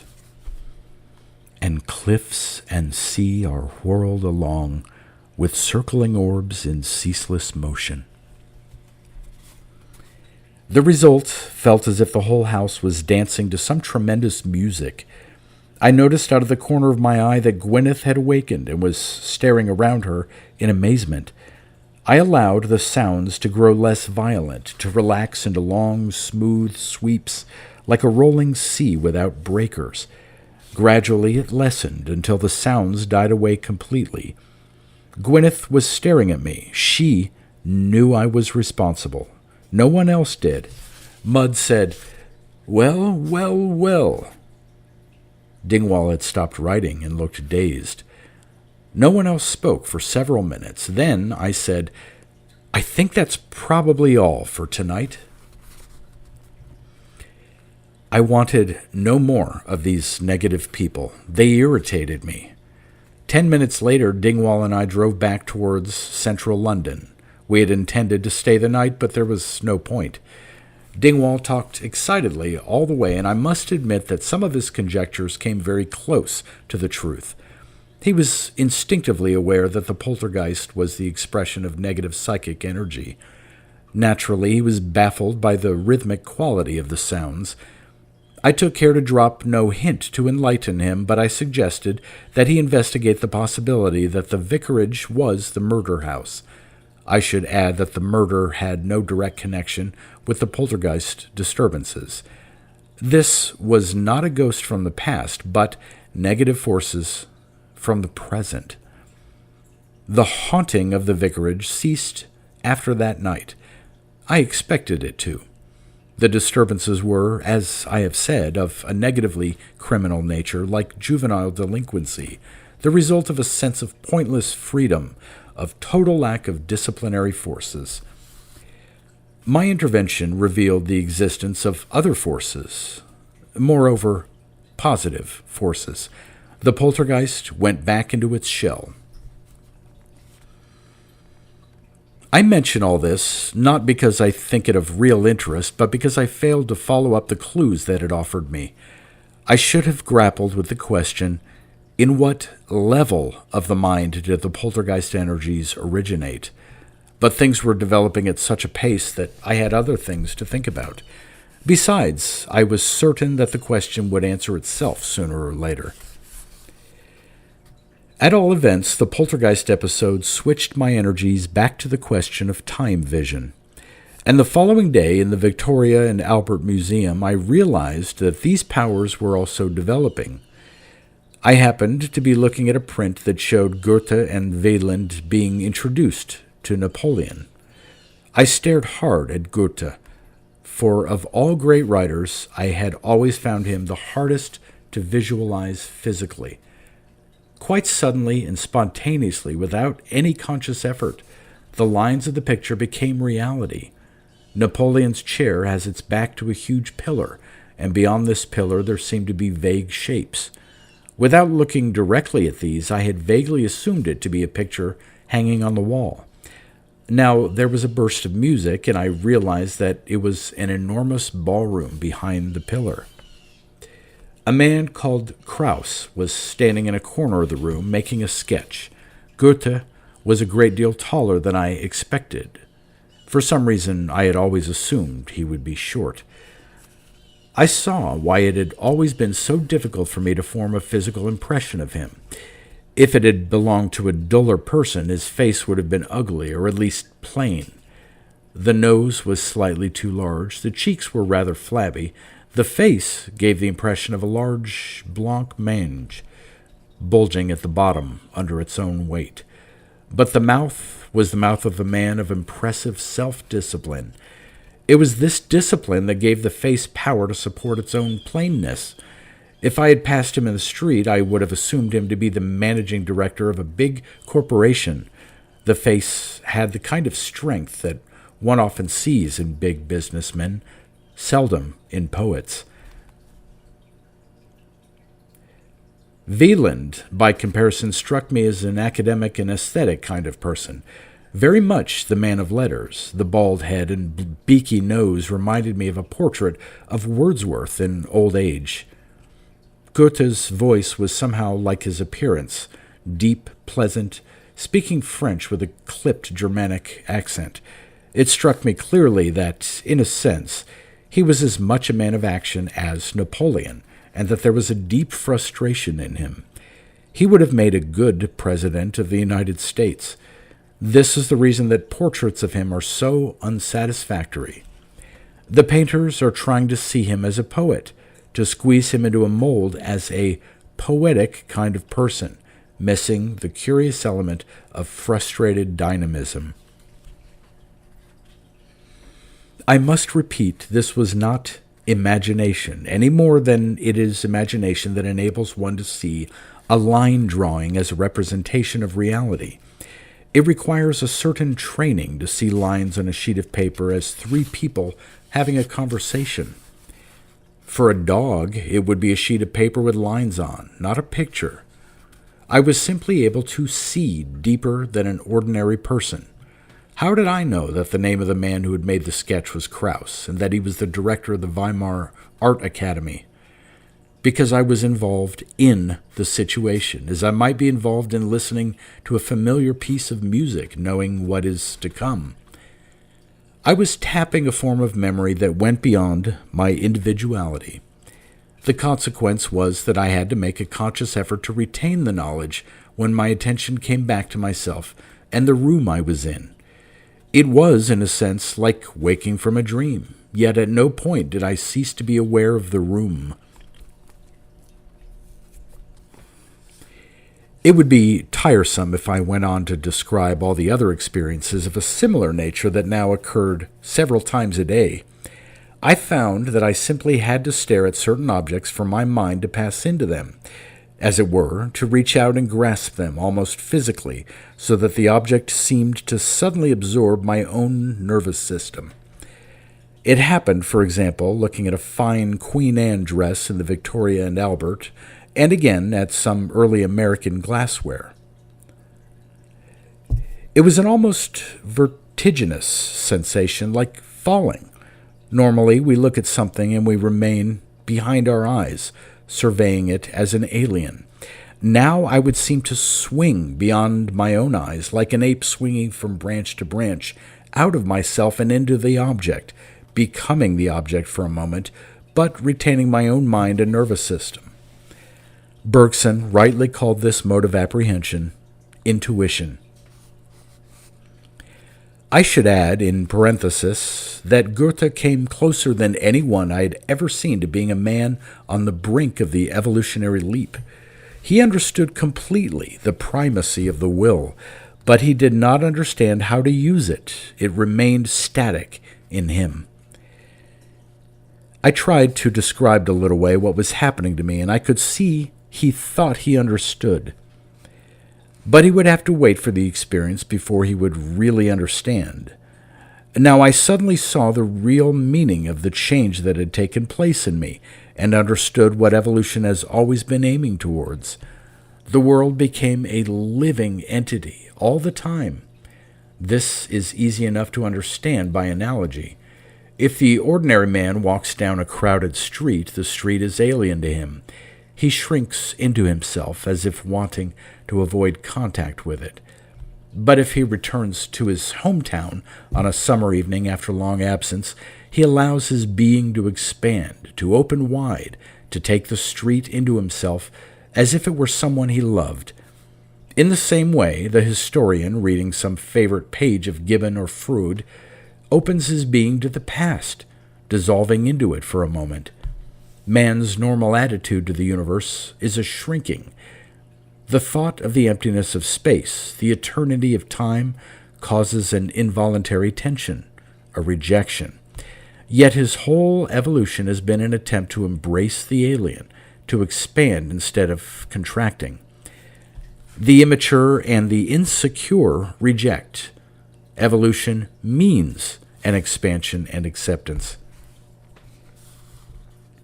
Man has so far used art as his chief medium of acceptance. For once, something is reflected in a work of art. It becomes digestible, acceptable. The human mind can control it. This was the significance of the Romantic movement. The human mind was suddenly learning to swallow mountains and forests, ceasing to shrink from their alienness. The sort of acceptance that a historian feels towards history, that a poet feels towards mountains, I was now feeling all the time as a matter of course. One effect, incidentally, was to make things appear more colored than usual. The effect was not unlike that described by men who have taken psychedelic drugs, a tremendous three-dimensional warmth and richness in everything. But psychedelic drugs suspend the sense of time, absorb man in the flux of his senses, anesthetize the will. My will was as vital and healthy as ever. It felt all the time like an athlete waiting for the crack of the starter's pistol to hurl itself into motion. My feeling of dislike of people vanished completely 2 weeks after I came to London. London crowds ceased to bother me. I no longer felt them alien. A man of the late 20th century might feel a nostalgic affection for the London of Sherlock Holmes, with its cobbles and gaslights and horse cabs, and if he could be transported backwards in time to watch the crowds in Baker Street on a foggy evening in the 1880s, he would feel an expansive affection and intense interest. This was exactly what I felt, standing in a bus queue in South Kensington at 5:30 on a rainy afternoon. For I was no longer in the present. I could look at this scene from 100 years in the future as if it were a late 19th century print. More than this, everything I looked at struck me as a kind of echo. It seemed to lead on to something else. Looking around me, I was clearly aware of Surrey and Berkshire and the Chiltern Hills beyond High Wycombe and the North Downs beyond Rochester. The meaning and nature of poetry was clear to me. It creates other places, other times, produces this sense of affirmation. I should add that I was aware of a level of my mind controlling all this intuition. Uncontrolled, it would have been mind-wrecking, for my awareness would have gone on expanding outwards until my mind exploded like a bubble. My attitude to the people around me had changed from intolerance to pity. Civilization had expanded too fast for them, and their vitality could not keep pace. They are all like gangling teenagers who have grown too fast, and who are consequently pimply and sallow-cheeked. But this is slowly ceasing to be true. The pessimism of the 20th century has been a massive burp of indigestion, but the stomachache is passing. And from this position of security, of affirmation, my mind wanted to pierce barriers of space and time. There was a tremendous hunger to look back to the dawn of our world and to the stars beyond the solar system. And I was aware that these were powers that were embryonic. I had taken the leap to the next stage in human evolution to become aware of the immense distances man still has to travel. There was a minor inconvenience involved in all this. I have always been a fairly friendly and sociable character, but obviously people were now rather irrelevant. They could only distract me. I tried to keep quietly to myself, attracting as little attention as possible. And I found, to my embarrassment, that people seemed to be drawn to me, and that it was difficult to get rid of them without being rude. Ramakrishna once remarked that when a man becomes a sage, people are drawn to him like wasps to a honeypot. In my own case, I'm strongly disposed to believe that it was some telepathic or psychic force that operated. I could be standing quietly in the museum reading room, looking through the catalog, totally self-absorbed. Someone would whisper, "I wonder if I could look at that after you." And I could tell instantly that this was an attempt to establish contact rather than an ordinary request. If I delayed for more than a few seconds, I would find myself involved in a conversation and then very quickly in an acquaintanceship. The new acquaintance would come and sit beside me on a bench outside when I was relaxing in the sun and offer his or her name and ask my own. I seemed to have a particular attraction for charming and garrulous old gentlemen who would invite me out for dinner. Life became so complicated that I was forced to stop using the reading room. And then, one day, I was looking through the stacks of the London Library when an elderly gentleman, who had been sitting opposite me in the reading room and trying to catch my eye, advanced towards me. There was no escape, and I experienced a flash of impatient annoyance, a feeling of, "Oh no, not again," and tensed myself and scowled at the book, willing him to go away. He was about to speak. Then, to my surprise, his voice stopped, as if someone had gripped his windpipe. I glanced at him in time to catch a look of astonishment as he turned and hurried away, his face suddenly red, and I understood something that should have been obvious to me. The power of attraction was accompanied by a power to repel. I subsequently tried this on Littleway and asked him what he felt. He said there was an almost physical sensation of detachment and coldness emanating from me. It had taken me so long to discover this, over a month, because I never felt irritable or frustrated nowadays. I could avoid negative emotions as easily as a good driver avoids other cars. But having learned the trick, I used it to good effect. I was even able to return to the reading room again and break gently with previous acquaintances by emanating an air of self-absorption and slight anxiety. One morning in mid-July, a book arrived for Littleway wrapped in an old copy of Look magazine, and I saw a photograph of the well of Chichen Itza. The article described the excavations of the previous year when the well had finally been drained by a pump that could remove 2,000 gallons a minute. But what caught my attention was the great double-page color photograph of objects removed from the mud at the bottom of the well. Among the skulls of children, beads, earthenware pots, and so on, there was a small black statuette. And as I stared at it, I knew that it was related to the basalt figurine Littleway had shown me. It may seem strange that I had not returned to this matter in several months, but this was because I was absorbed in so many other things. I had become fascinated by modern history from 1750 onwards, observing the way in which the great evolutionary current, so easy to recognize in literature and music, becomes distorted when it tries to express itself in politics, the way in which it is driven to compromise and even to oppose itself. Above all, there was no feeling of hurry. I could return to the problem of the basalt figure next year or the year after. The characteristic of the basalt figure at Langton Place was a certain flatness, an air of abstraction. It might have been by Gaudier Brzeska. The one retrieved from Chichen Itza had the same quality. I stared hard at the photograph. For a moment, it became a reality. And again, I had that sense of looking down an immense cliff of time. Then I realized that my historical intuition had sharpened in 3 months. I had a sudden and very distinct sense of something hidden, deliberately concealed. I knew with certainty that there is something in the world's prehistory that cannot be found in any of the books on the past, and it was obscurely connected with the sense of evil at Stonehenge. Littleway was eating his breakfast on the other side of the table.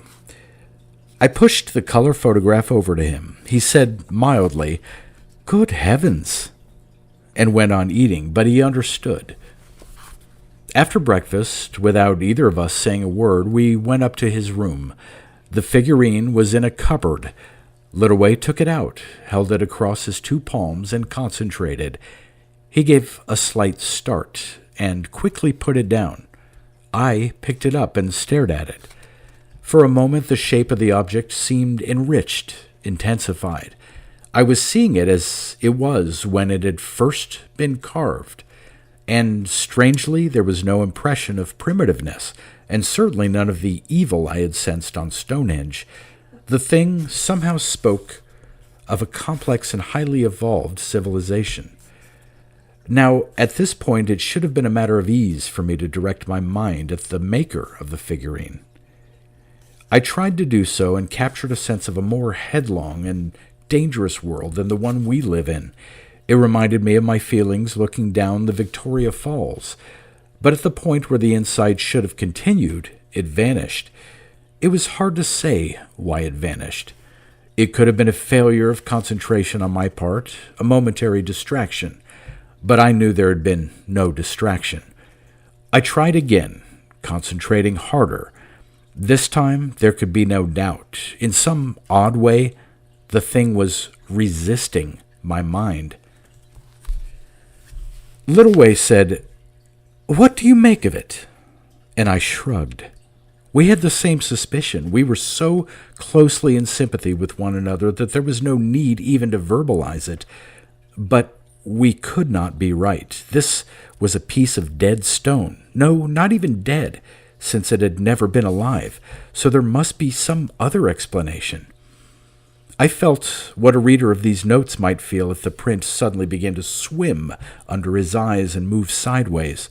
It must be me. So I concentrated again and opened my mind simply trying to apprehend what was there, to read the thing, as one might try to read a person's character from his handwriting. Here it was in my hand. Someone had made it. Who? And again, just as it seemed about to answer my question, there was the odd feeling of the thing blurring, as if it was some odd optical illusion. The only thing of which I could be certain was the immense age of the thing. Littleway and I tried for the next hour to break this barrier about the figurine's origins, and when it was obvious that we were not going to succeed, we decided to attack the matter from the intellectual standpoint. Where could it have originated? Littleway said, "Robin Jackley's the man. I'll phone him now." Sir Robin Jackley is, of course, one of the world's foremost authorities on ancient man. His name became famous in 1953 for his part in exposing the Piltdown forgery. Littleway rang the museum and was put through immediately. "Hello, Robbie. This is Henry Littleway. Have you ever seen that picture of the basalt figure they found in the mud at the bottom of the well at Chichen Itza? You have? What do you make of it?" He listened for 5 minutes, then said, "I've got a similar thing here I'd like you to look at. Will you be there in the morning?" "Good. I'll be down around 11. Perhaps we can have lunch together." He hung up. "Sounds promising anyway. He says the basalt figure's rather a puzzle. They recovered a number of statues and figures made of obsidian and rhyolite, but not basalt. There's not all that much basalt to be found in the Yucatan Peninsula, and it's mostly greenish stuff. The nearest place where the black basalt's found in quantity is the Parana Basin in Argentina, several thousands of miles away. They're still investigating the basalt statue from Chichen Itza, but it looks as if it may have originated in Parana." I looked at the figurine again and tried to probe it with my mind. I said, "This thing's not from South America. It's from the Middle or Near East." He shrugged. "In that case, it can't be from the same culture as the Yucatan statue. Let's see what Jackley's got to say." We drove to London together, but I had work to do at the V&A. Littleway dropped me there towards midday, then went on to the museum. At 3 o'clock, I took a taxi to the museum. We had agreed to meet in the room with the Elgin marbles. For the past hour or so, my mind had been entirely preoccupied with the Elizabethan period, so the change in historical perspective came to me as a kind of pleasant shock, a sense of coolness and simplicity. I realized immediately that my powers of time vision had developed considerably since the last time I was in this room. I stood in front of the central tableau and gave myself up to the inner flow of time that seemed to wash around my mind like a stream around a projecting rock. What now happened gave me a sense of being the victim of a practical joke. The Elgin marbles suddenly glowed with bright, almost garish colors. The flowing draperies were suddenly red and purple and green, and the eye sockets actually had eyeballs painted on them. At the same moment, I perceived that my notion of classical Greece, the feeling of coolness, simplicity, blue skies, and white marble columns, was an invention of Western historians. Greece had never been like this. The Greeks were a semi-Asiatic race, closer to the Turks or Arabs than to northern Europeans. They were violent and often cruel. They were superstitious, bigoted, and often brilliant. It was a brilliance derived from the passion and sensuality of the Asiatic character, the same brilliance that had made the Arabs the greatest mathematicians of the Middle Ages. They loved bright colors, and all their statues were painted. Compared to them, it was the Romans who seemed classical and northern. The classical Greeks never existed, except in the imaginations of Grote and Winckelmann. I wandered from room to room, so absorbed in this new vision of Greece that I started violently when Littleway laid his hand on my shoulder.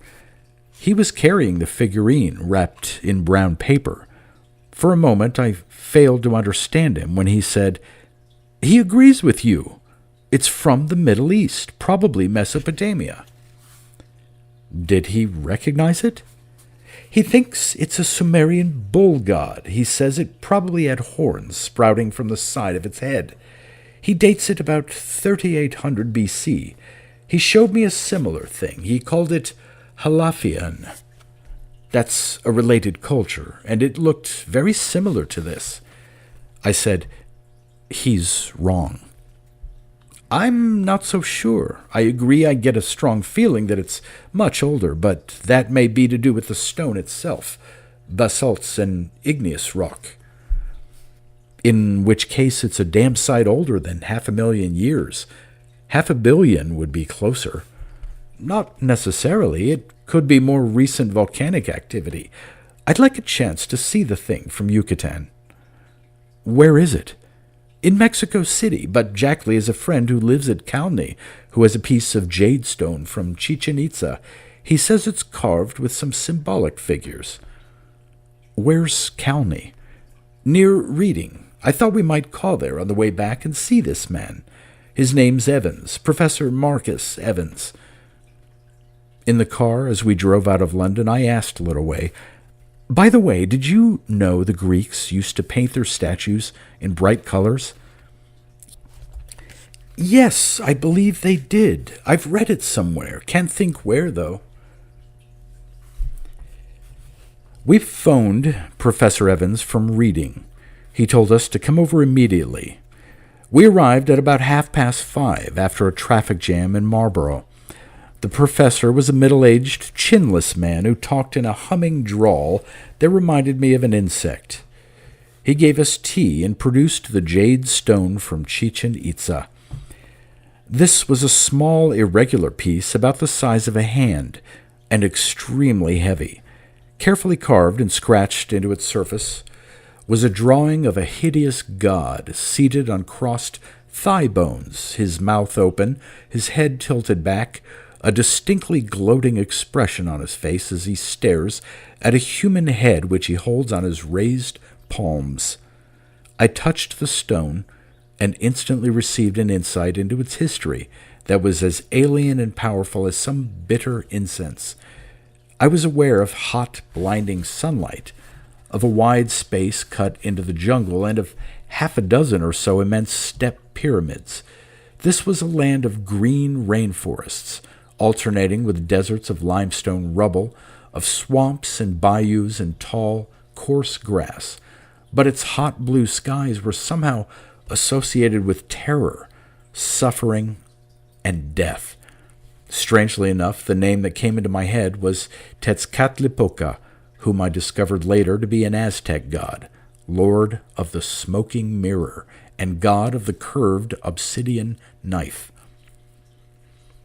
Under the Spaniards, he degenerated into a boogeyman who walked the roads and killed and dismembered travelers, a kind of Aztec Jack the Ripper.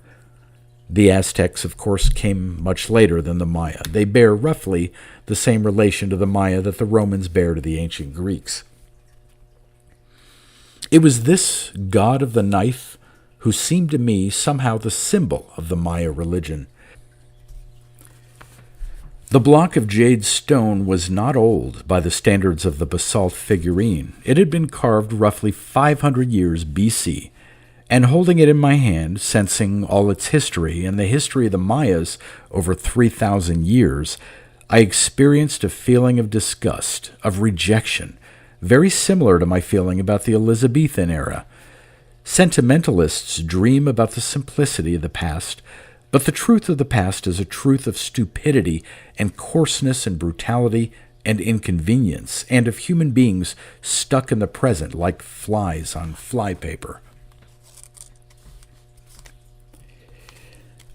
I was also clearly aware of the green waters of the cenote of Chichen Itza, but strangely enough, there was no horror associated with this.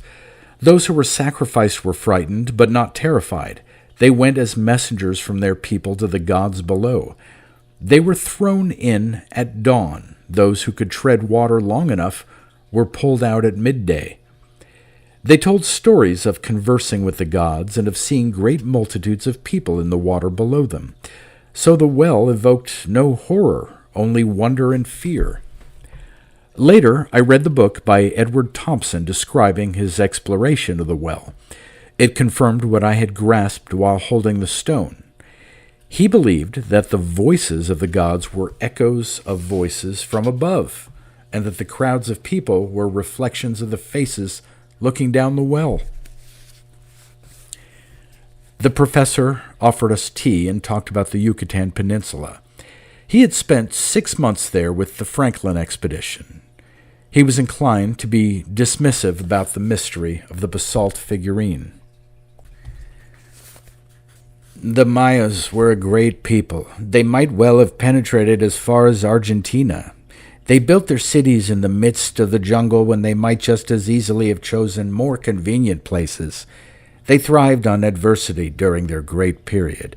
They preferred the jungle earth because it was more fertile. People like that are capable of anything. Little Way, eating a slice of fruitcake, asked, "Are you sure that explains why they chose the jungle?" I knew what he meant. Professor Evans's theory was a good theory, but we could see the truth about the Mayas. It was not some Nietzschean fascination for what's difficult that made them prefer the jungle. It was the primitiveness of their agriculture and the rigidity of their caste system that left them no alternative. Evans said, "Of course, I'm not sure of anything. No one really knows anything about this people. Why did they abandon their cities about 610 AD and migrate to the north? We know that they weren't driven out by enemies. We know it wasn't some epidemic like the Black Death. We know it wasn't earthquake or floods. So what was it? It's as strange as if all the people of southern England abandoned their homes and migrated to Scotland." Littleway was casually examining the stone as he listened. I knew that he was staring into the past and seeing the answer to the mysteries. It suddenly struck me that it should not be necessary to actually hold the stone to receive its vibrations. It was only about 6 feet away from Littleway. I stared at the stone in his hand and made my mind empty, opening it to the past. For a few moments, nothing happened. Then, as I kept my mind passive, the impressions began to form. And to my surprise, they were much clearer than when I had held the stone in my hand, altogether sharper and flatter. Actually holding the stone, I experienced intuitions and feelings like walking into a large kitchen where many things are cooking at the same time. Now, all these smells had vanished. I was simply seeing, with a cold clarity, like looking down the long end of a telescope. What I saw was too complicated to explain briefly to Evans or to explain at length here. Littleway was right. The Mayas achieved their impressive civilization through rigid discipline and caste structure. It was the opposite of a democracy. The nobles remained nobles, the farmers remained farmers, the shopkeepers remained shopkeepers. The nobles and the priests were completely supported by farmers and workers, so they became lazy and decadent. But the workers never rose to become nobles, no matter how talented. It was a civilization designed to crush genius in the people and encourage decadence in the nobles and priesthood. So it had no power of adaptation. They stayed in their cities until the land that fed them was exhausted. Then there was no alternative to a mass migration. This was not the whole explanation. There was something more sinister here. Why was the social structure so rigid? Why was the priesthood so dominant? Behind Maya civilization lay the conception of the Great Secret, a mystery symbolized by the enormous heads of serpents in their temples. The priests held a secret that was so terrifying that the world might be destroyed if it was ever revealed. It was the priests who had ordered the mass migration, and they believed they were under orders from someone else, some appalling ambassador of the Great Secret. I should add that I saw all this simultaneously, as it were, all in a flash. There was no slow process of taking it in, so that when I tried to look more closely into the great secret, it was impossible to see further. No one understood it fully. Only one thing was certain: it was far older than the Mayas. I sat and drank my tea, saying nothing, while Littleway threw out casual hypotheses about the Mayas. Under different circumstances, I would have been amused by the professor's attitude. At first, he was kindly and slightly patronizing. Then, as Littleway advanced some of his hypotheses, he became impatient and rather acid. Finally, at some point, it dawned on him that Littleway had some unknown source of information, and he became avidly curious. I think he was convinced that Jackley had stumbled upon some important discoveries and was keeping them secret for the time being. So he became attentive and receptive and began asking questions about the Maya religion and social structure. Littleway, thoroughly enjoying himself, answered these fully. At 6 o'clock, I coughed and said we had to be leaving. At the front gate, Evans looked into his eyes and said seriously, "I'm grateful to you for these hints, and I appreciate that you can't speak more fully. But I don't quite understand why Jackley should treat me as an outsider. After all, we've been friends for years." I interrupted again before further confusion could develop and got Littleway into the car. I glanced back as we drove away. Evans was standing by his gate, his hands behind his back, staring thoughtfully after us. I said, "Really, Henry, you ought to be more careful. You probably started a feud between Evans and Jackley now." "Why?"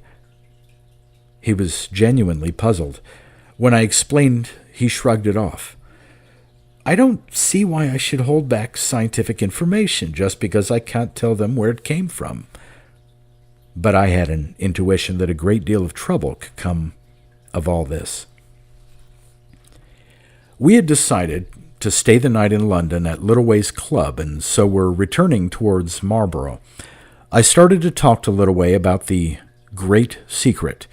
He gestured towards the huge mound that towered up close to the road on the right-hand side.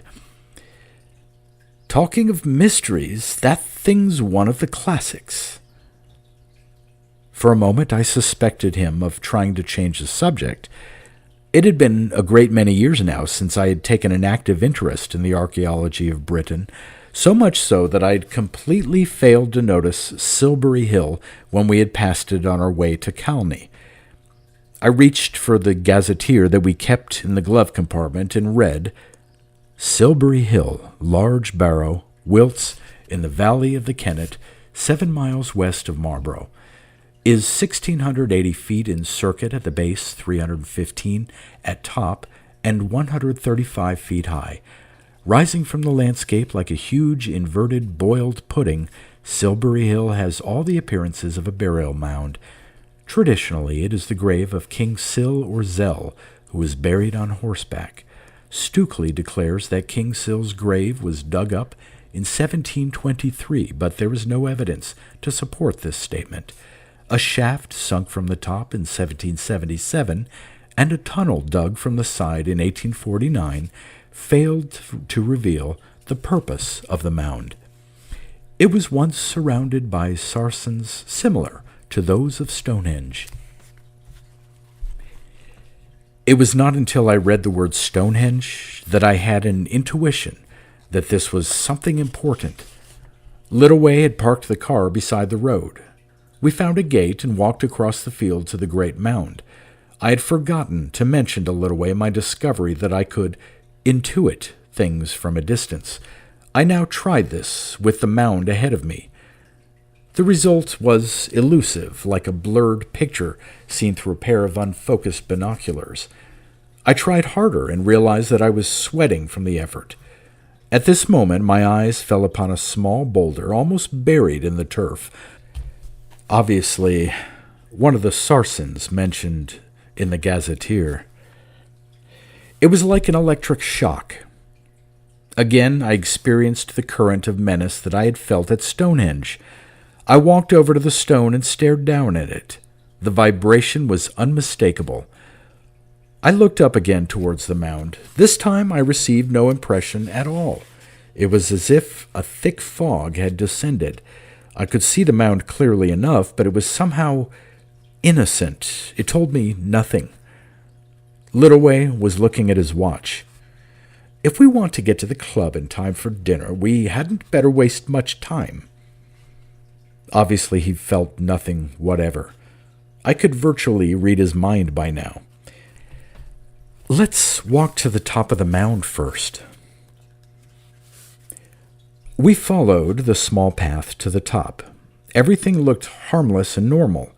Cars passing on the Bath Road, a tractor cutting hay in the next field, but my powers of insight seemed to have dwindled to a minimum, as if I was too tired to make any effort.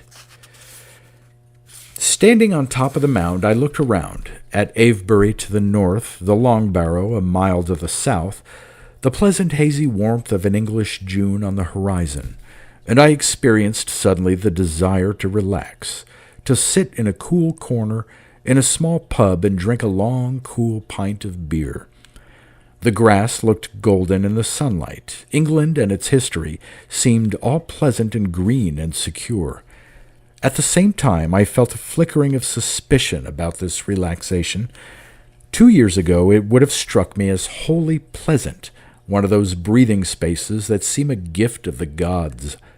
But in the meantime, I had learned to induce value experiences at will and to understand the inner pressures that cause them. There was something wrong with this one, a whiff of the confidence trick. And I was vaguely disturbed by the fading of my insight, my sense of being merely here, now.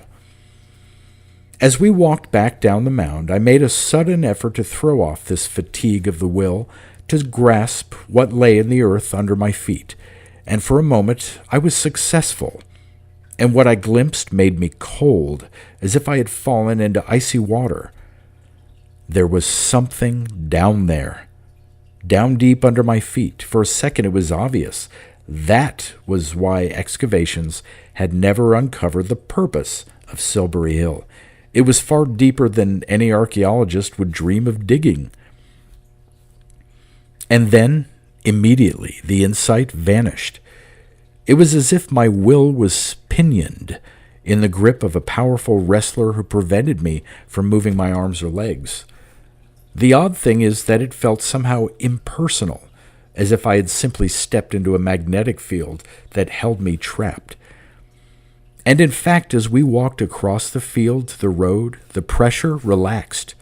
Once again, my mind could turn to the past, become aware of myself standing at a certain point in the vast galleries of history. Littleway had obviously noticed nothing at all. I said to him, "How do you feel?" "Fine. Thirsty, though. How about stopping at that pub outside Marlborough for a quick pint?" I have mentioned that we had almost stopped drinking alcohol because it no longer seemed worthwhile. It dulled the mind and body, but we both drank occasionally, especially in old country pubs. So there was nothing unusual in Littleway's suggestion. Still, we had both drunk a large quantity of tea less than an hour before. I recalled my own desire for a drink on top of the mound. As we got into the car, I said, "Well, what do you think of the mystery now?" Littleway glanced back at the hill with mild speculation. "'S matter of fact, I didn't really bother, did you?" "Why didn't you bother, since that's why we stopped here?" "I don't know. Laziness, I suppose, and all this stuff about the Mayas." He started the car. "Why do you ask?" "Because I'm pretty certain there's something up there that doesn't intend us to be curious." He was suddenly alert. "What makes you think so?" I described my sensations from the moment I'd seen the sarsen. He said slowly, "You could be right, but I noticed nothing. Why did you say we had to get back to the club? We'll be back before 9 in any case. I don't know. Tiredness, I suppose. We drove in silence for 10 minutes. Then he said, "Do you think it's anything active, or is it just some odd limitation of our minds?" I tried to focus the question, but it evaded me. "I don't know. It could be either, but look at the facts. This basalt statue. Neither of us thinks Jack Lee's right about it being only 5,000 years old. And suppose the statue from Chichen Itza is of the same period. How did it get there? What's the connection between Mesopotamia at the time of Sumer and Yucatan 3,000 years later? Perhaps there's none at all. One piece of primitive art looks very much like another." "All right, but supposing this thing is 500,000 years old, do you realize what human beings were like as long ago as that?" "I think so. It's about the date of Heidelberg Man." "Quite. And if you've ever seen the skull of Heidelberg Man, you'll see my point. He may have been the first true man, but by our standards, he was still an ape. Can you imagine an ape carving that thing?" "If he didn't, who did?" I sat there, groping my way into the problem, trying to fit together the pieces of the jigsaw puzzle, wondering whether I wasn't making some simple and obvious mistake out of inexperience. But then, there have always been certain facts that archaeologists have failed to fit into their schemes. Saber-toothed tigers were extinct long before man became an artist. How then do we account for cave drawings of the saber-toothed tiger? Racial memory? The age of great reptiles ended 70 million years ago. Man may be 2 million years old. What about legends of dragons that look so much like the Tyrannosaurus and Stegosaurus? I also found myself reflecting on my vision of giants building Stonehenge. The sarsen stone at Silbury had produced in me feelings that closely resembled those I experienced at Stonehenge. Avebury is less than a mile to the north of Silbury Hill and is generally reckoned to be the oldest Neolithic monument in Britain. Some historians believe that the center of Neolithic religion moved from Avebury to Stonehenge for unknown reasons. Was Avebury also built by giants? I began to wish that we had looked at Avebury as well as the Silbury Mound. I spoke about these speculations to Littaway. He interrupted me with, "Incidentally, did you ever read Horbiger?" I said that I had not. "It's a long time since I read him, but if I remember rightly, he believed there were once giants on the earth, or rather that human beings were once giants. He believed the earth has had several moons, and that they all came closer and closer until they crashed. And of course, as the moon approaches the earth's gravitational pull is diminished, so people grew bigger. I was rather impressed by the theory when I was a kid." "Have you any books on it?" "No, but I think Roger has." Later that evening, as we were eating dinner in the club, he said, "I've just remembered one of the things that impressed me about the Horbiger theory. He points out that Darwinian evolution can't account for certain facts about certain insects. There's an insect that strikes the nerve center of a caterpillar to paralyze it, so the caterpillar can provide food for the insect eggs as they hatch out. I seem to remember that Fabre pointed out to Darwin that there couldn't be any trial and error here. If the insect doesn't succeed at his first attempt, then its children die and the species comes to an end." "What has that to do with the giant theory?" "Not much. He brings it up as evidence that the earth hasn't always had seasons.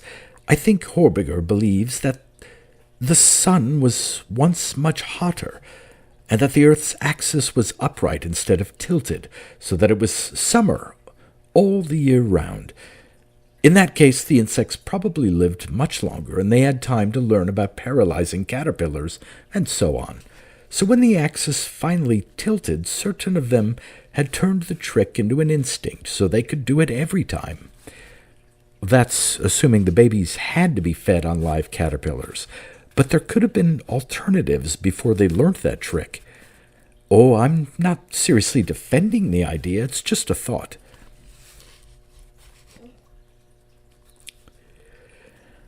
I lay in bed thinking about it that night. A reader may be inclined to ask, what was to stop me looking backward into the past and finding the answer? The answer becomes clear if I compare time vision with astronomy. The sky is full of millions of stars, planets, comets, and the rest. The earliest astronomers must have thought it completely impossible to map them all. Yet they were mapped, and Mars, Mercury, Venus, Saturn, and Jupiter quickly understood to be planets.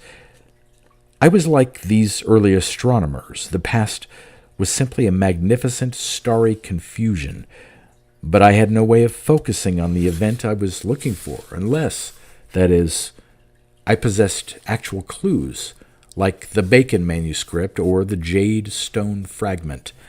All I could hope was that long practice in the use of time vision would introduce some order into the chaos and teach me to distinguish stars from planets. This was clear enough to me as I lay there. Obviously, the real problem was the question of clues. For some strange reason, the obvious clues failed to provide an answer. Somehow, my vision was blocked by forces whose nature was a mystery to me. Very well, then I had to think of some other approach. I was convinced that the basalt statue found in the pool of Chichen Itza would be a starting point. It would be an excellent beginning if I could locate this. Robin Jackley was the obvious person to ask about it. I decided to ring him up before we left London in the morning. Another possibility was to search the museums and collections for Mayan religious objects, dating back as far as possible. The Sumerian and Halafian cultures would also be worth investigating. The search would have to be exhaustive and systematic. I should mention that my attitude towards all this was not deeply serious. It was a fascinating business, but there were 1,000 other problems just as fascinating for me to investigate. And the most important of these was the question of the ultimate possibilities of human consciousness. For it was now clear to me that it was not limited by the body. In that case, what were its limitations? Could it spread throughout the universe and answer the question of where space ends? Or actually penetrate beyond the wall of matter to grasp what lies beyond the birth and death of the body? Compared with all this, the problem of why certain objects refused to yield up their secret was of minor importance. We ate breakfast at 9 o'clock the next morning, and then I rang the museum. I asked the girl on the switchboard for Sir Robin Jackley. "He's on the phone at the moment, sir. Would you like to hang on?" I said I would, and she asked my name. A few minutes later, Jackley's voice barked at me. "Ah, it's you. I've been trying to get on to Littleway at his home. What the devil's he up to?" I asked him what he meant. "I've just had Evans on the phone accusing me of being in some conspiracy against him. Damned annoying and embarrassing. If what he tells me is true, Littleway's gone off his head." I said I thought there must be some misunderstanding, and that I would get Littleway to ring him back.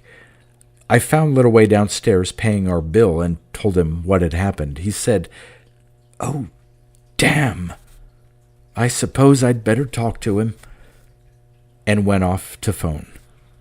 Meanwhile, I had the car brought round to the front of the building and moved our bags into the boot. When Littleway came back, he was looking worried. "I don't understand the chap at all." "What happened?" "He was damned unpleasant, as good as accused me of being insane. Wanted to know if I was playing a practical joke.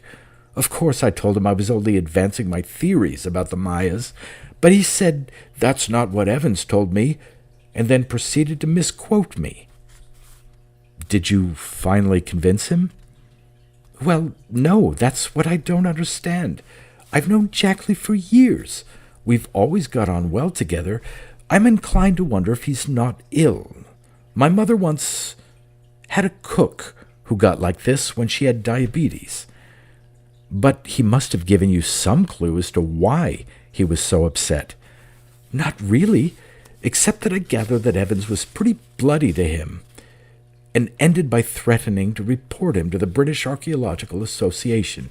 It's just some stupid academic storm in a teacup, but I thought Jackley was above that sort of thing. I'll ring him again when we get home. Littleway was driving. It was another fine, warm day, and we drove out along the Edgware Road, then down the M1. Littleway kept talking about Jackley, and I found it hard to understand why he was so upset. I was feeling exceptionally cheerful, allowing the countryside to induce memories of the past. Aware of England spreading around me as if I was looking down from an airplane. The M1 was fairly crowded, and we drove in the middle lane. Littleway had stopped talking, and we were coming up close to an enormous lorry loaded with timber, which indicated that it intended to pull into our lane.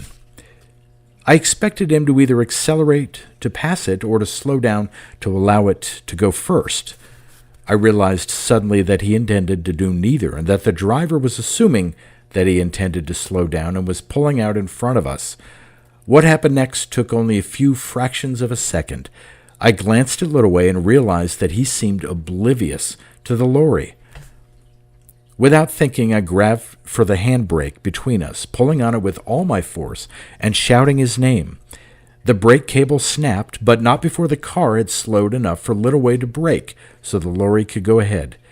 We were within seconds of impaling ourselves on the bulks of timber sticking out of the back of the lorry. Littleway was obviously shaken. He pulled into the inner lane and slowed down to 40 miles an hour. I said, "What on earth happened?" He said, "I'm sorry, I don't know. I suppose I was just inattentive." "Hadn't you better let me drive?" "Yes, perhaps I'd better." He pulled onto the side of the road and we changed places. I was puzzled. Littleway was always a careful driver. It was simply not like him to become inattentive. As we drove on, my feeling of intensity vanished. I experienced a sort of foreboding, or rather, a slight oppression. Littleway now began to talk again about Evans and Jackley and the pettiness of academics in general.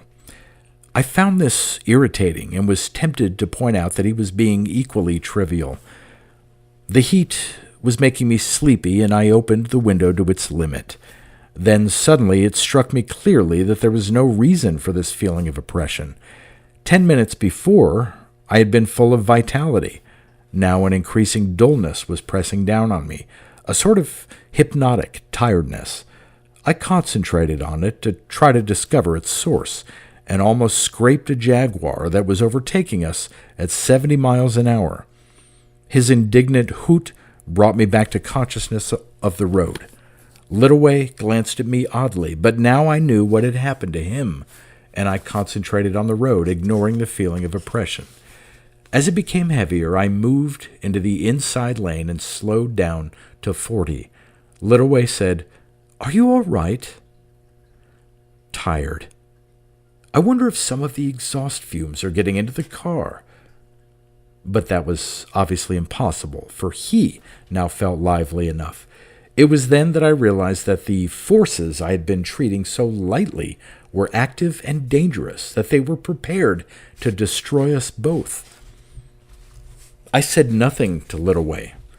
It was costing me an immense effort to keep my attention on driving, but I felt my willpower was equal to the task. I was glad when we turned off the M1 near Northampton and cut across country. The lanes were quiet, and I slowed down to less than 30 miles an hour. By the time we reached Great Glen, the tiredness had vanished, but I experienced an odd mental ache, a kind of throbbing exhaustion of the will. As soon as we got into the house, Littleway said, "I think I'll ring Jackley." "I shouldn't." "Why not?" "Because you won't get any sense out of him. He doesn't know why he feels so furious with you, but he thinks It's quite reasonable. His mind is being manipulated. He stared at me. By what? By whatever tried to make you drive into the back of a lorry. And I'm pretty sure it's to do with Silbury Hill. He listened to what I had to say without interrupting, although I think he began by suspecting my sanity. And this was natural enough. Ever since the operation, we had lived in a new world, a world without superstition and ingrained defeat. What I was saying must have sounded like some strange reversion to an earlier stage, the kind of thing that had happened to Zachariah Longstreet.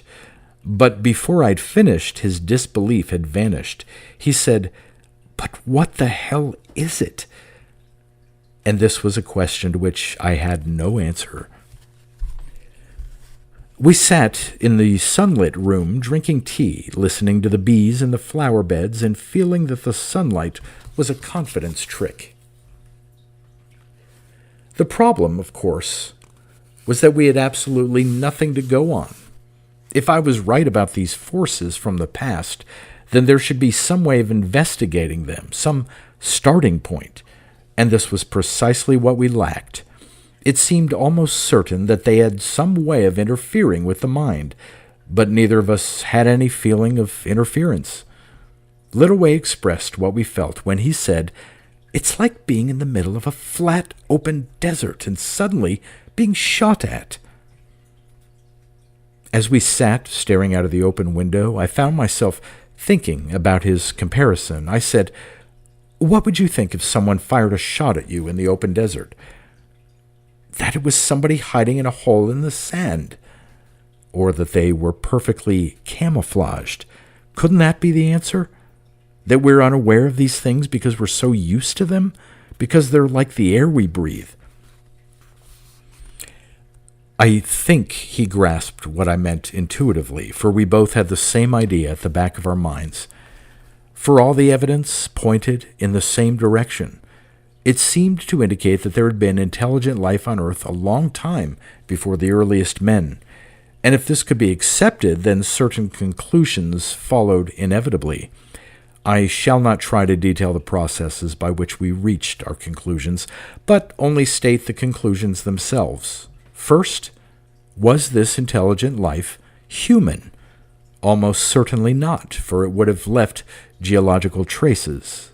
Then what was it? The likeliest guess was that it originated elsewhere in the solar system, or perhaps even beyond this.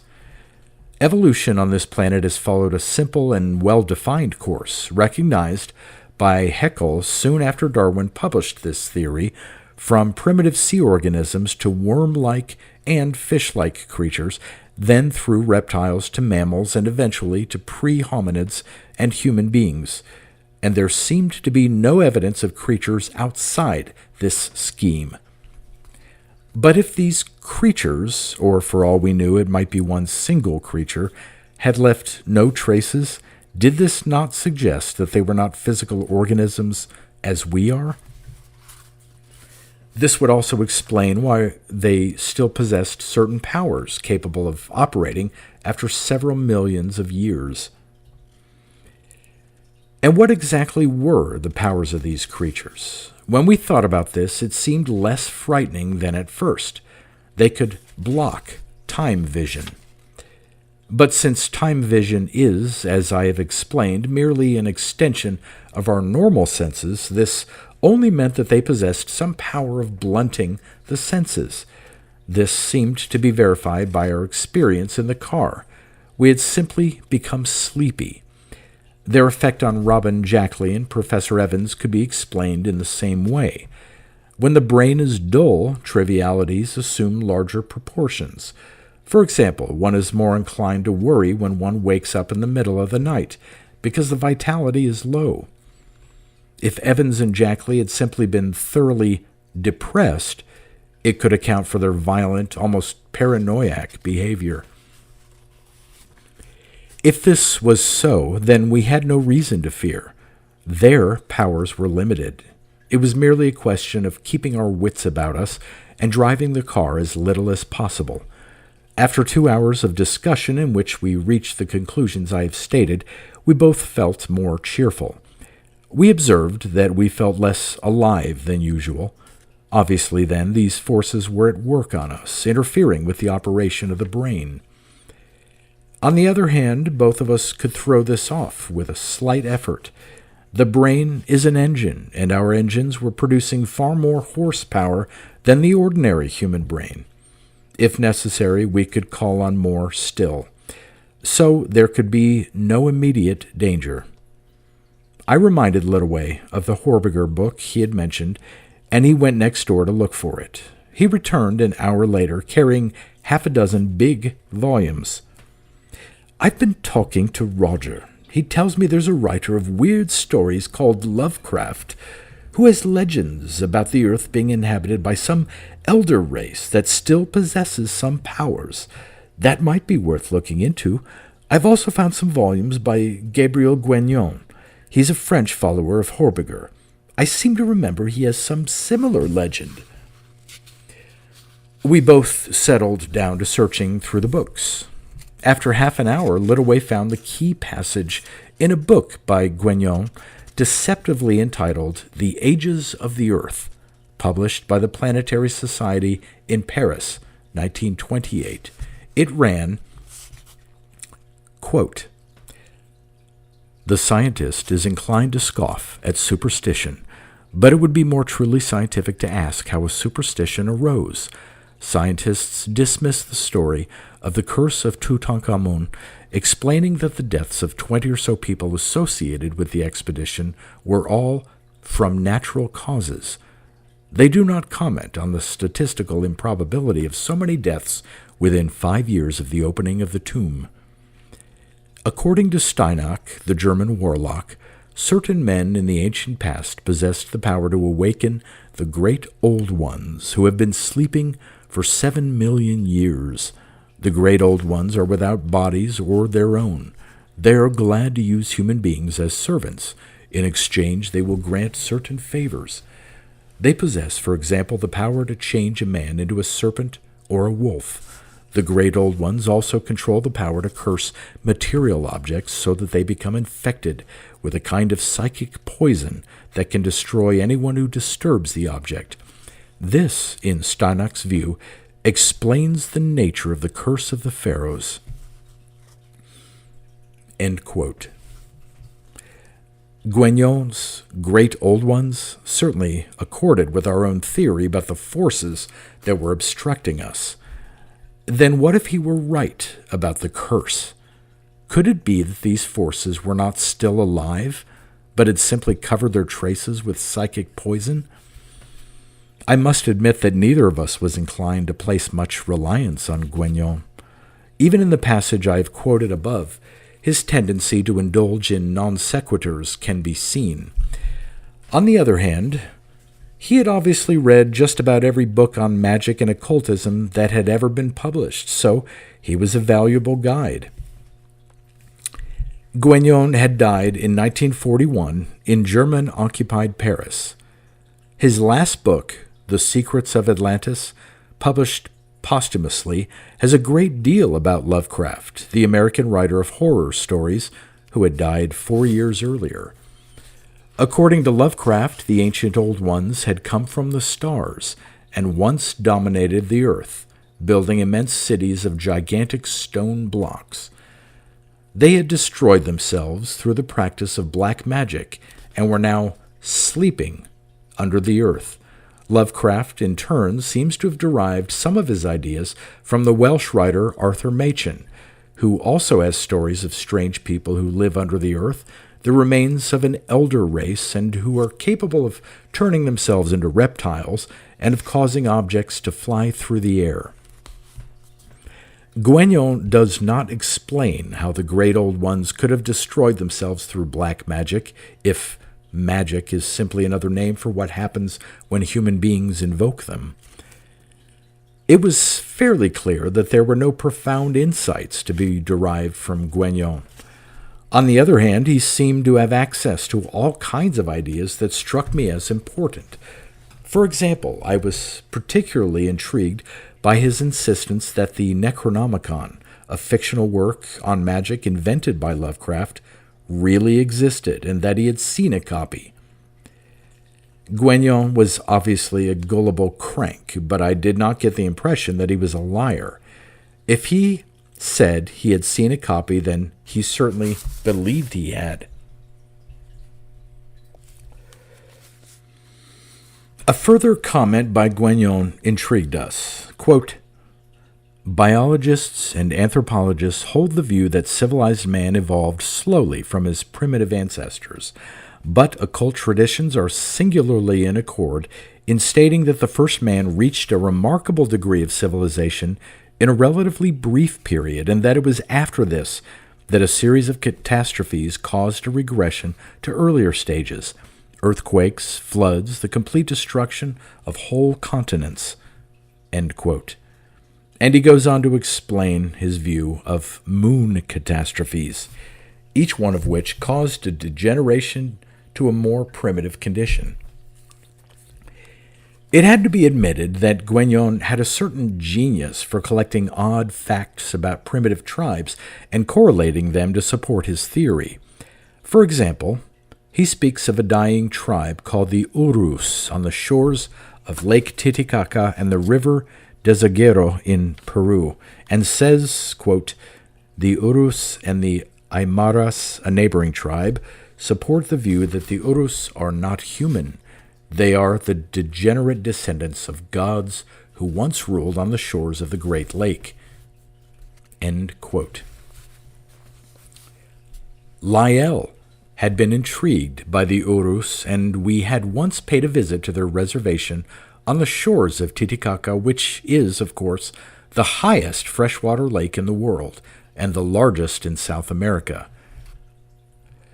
And in Callao, we had stayed in the house of a Peruvian geologist, Hernando Capac, who spoke to us about the strange line of maritime deposits that runs for nearly 400 miles up mountains between Lake Cuepasa and Lake Umayo, indicating that the sea may once have formed a kind of belt around the center of the earth. Lyell, I remember, argued that this was due to the displacement of geological strata, and neither convinced the other. Guignon mentions the same maritime deposits and argues that the moon was once close enough to the earth to gather all the seas in a bulge around the equator until it came too close and exploded, causing the seas to rush back, destroying the great civilizations that existed on what is now the bottom of the Atlantic and Pacific Oceans. All the time, as I read this, I had a feeling of instinctive certainty that there was much truth in it, but what was perfectly clear was that I would have to embark upon a careful and systematic study of all the evidence about this remote past, biological, geological, archaeological, and try to gain an overall picture. The direct method was obviously not going to work. The answer lay somewhere in the early history of the creature called man. That was plain enough. But since the history covered some millions of years, it was clearly going to be a long search. Nevertheless, the thought of it exhilarated us both. This may seem strange considering the object of our search, invisible and apparently malignant forces that might still be active.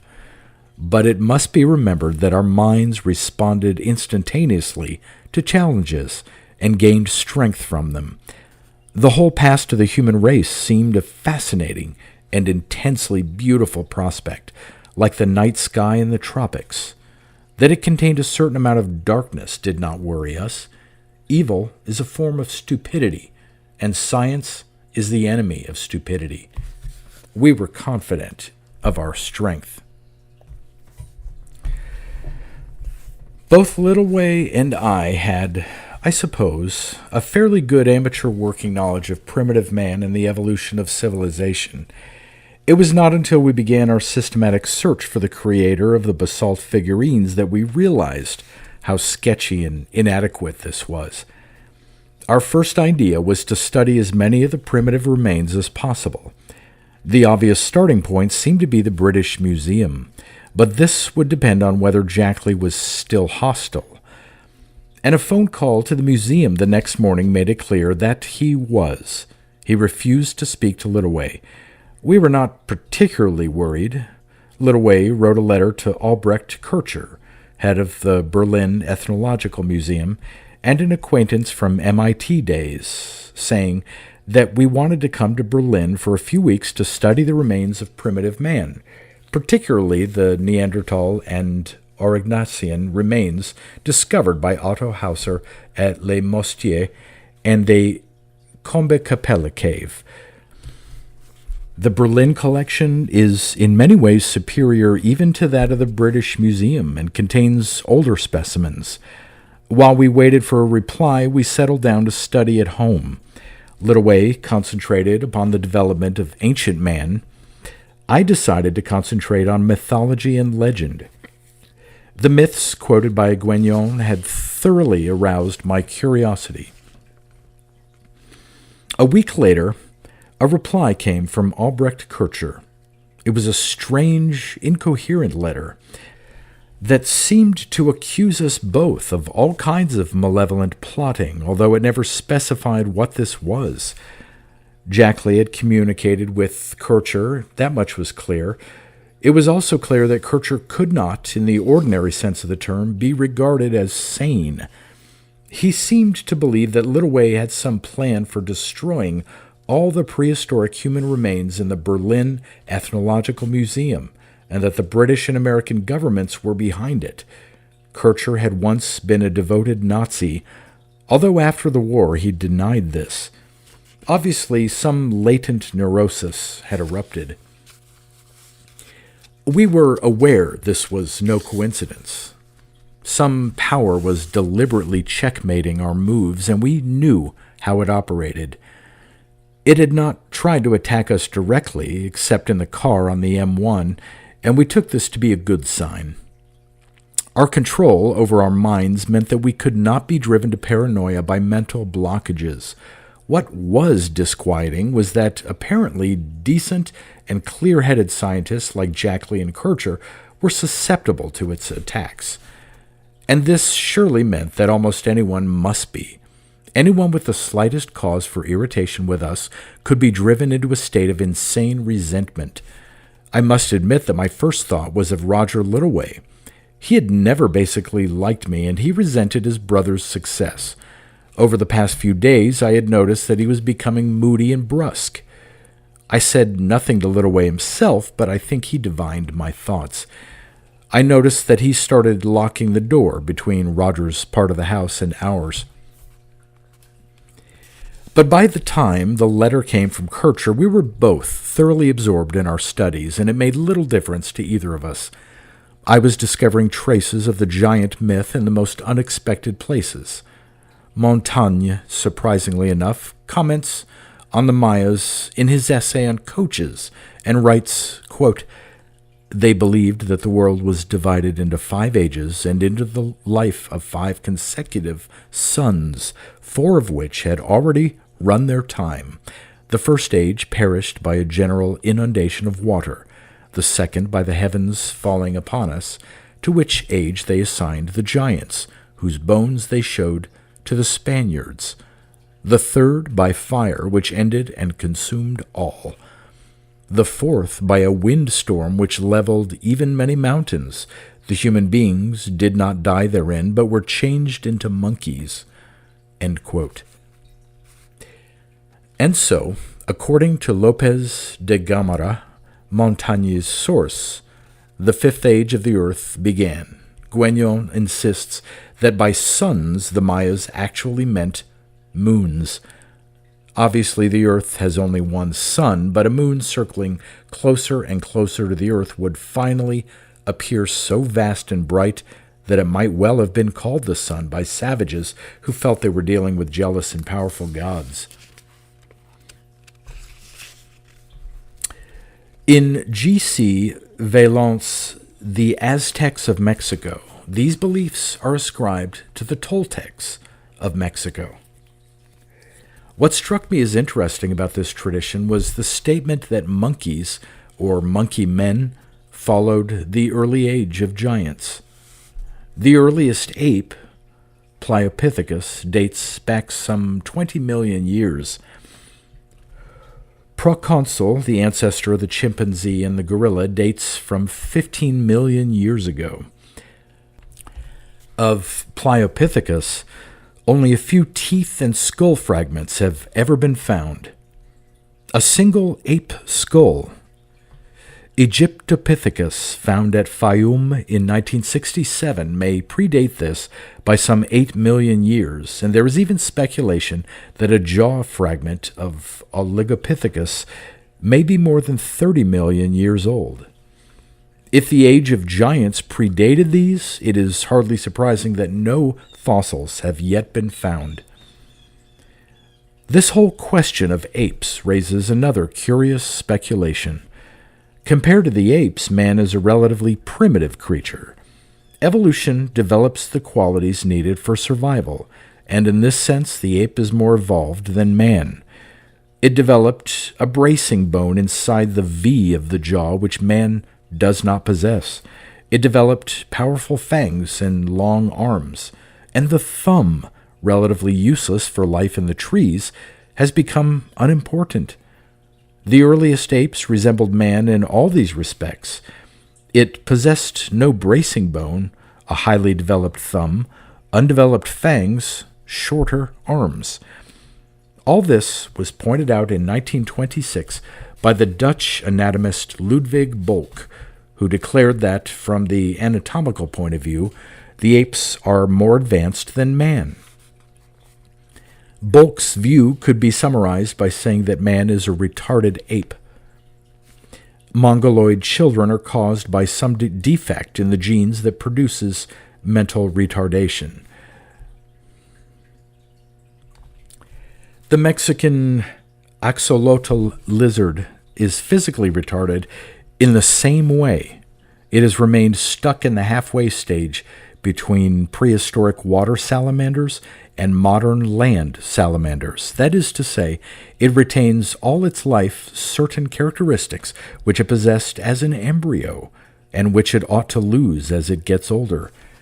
This process of remaining stuck in an early stage of development is known as neoteny, and Bolk pointed out that man is, in fact, an ape suffering from neoteny, from arrested development. If the development of an ape's embryo could be artificially arrested, it would produce something very like a man. It was Littaway who pointed this out to me, so it will be seen that our researches complemented one another to a surprising degree. Here was scientific support for the Mayan belief that man preceded the ape. It was also Littaway who pointed out to me a passage in Plato that bears close resemblance to the Mayan view.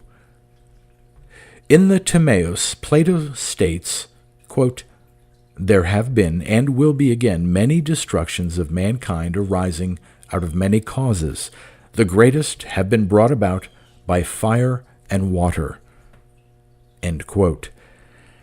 He goes on to speak of the myth of Phaeton, the son of Helios, who burned the earth with his father's chariot, and said, quote, "Now this has the form of a myth, but really signifies the bodies moving in the heavens around the earth," i.e., Helios and Phaeton are really the sun and the moon.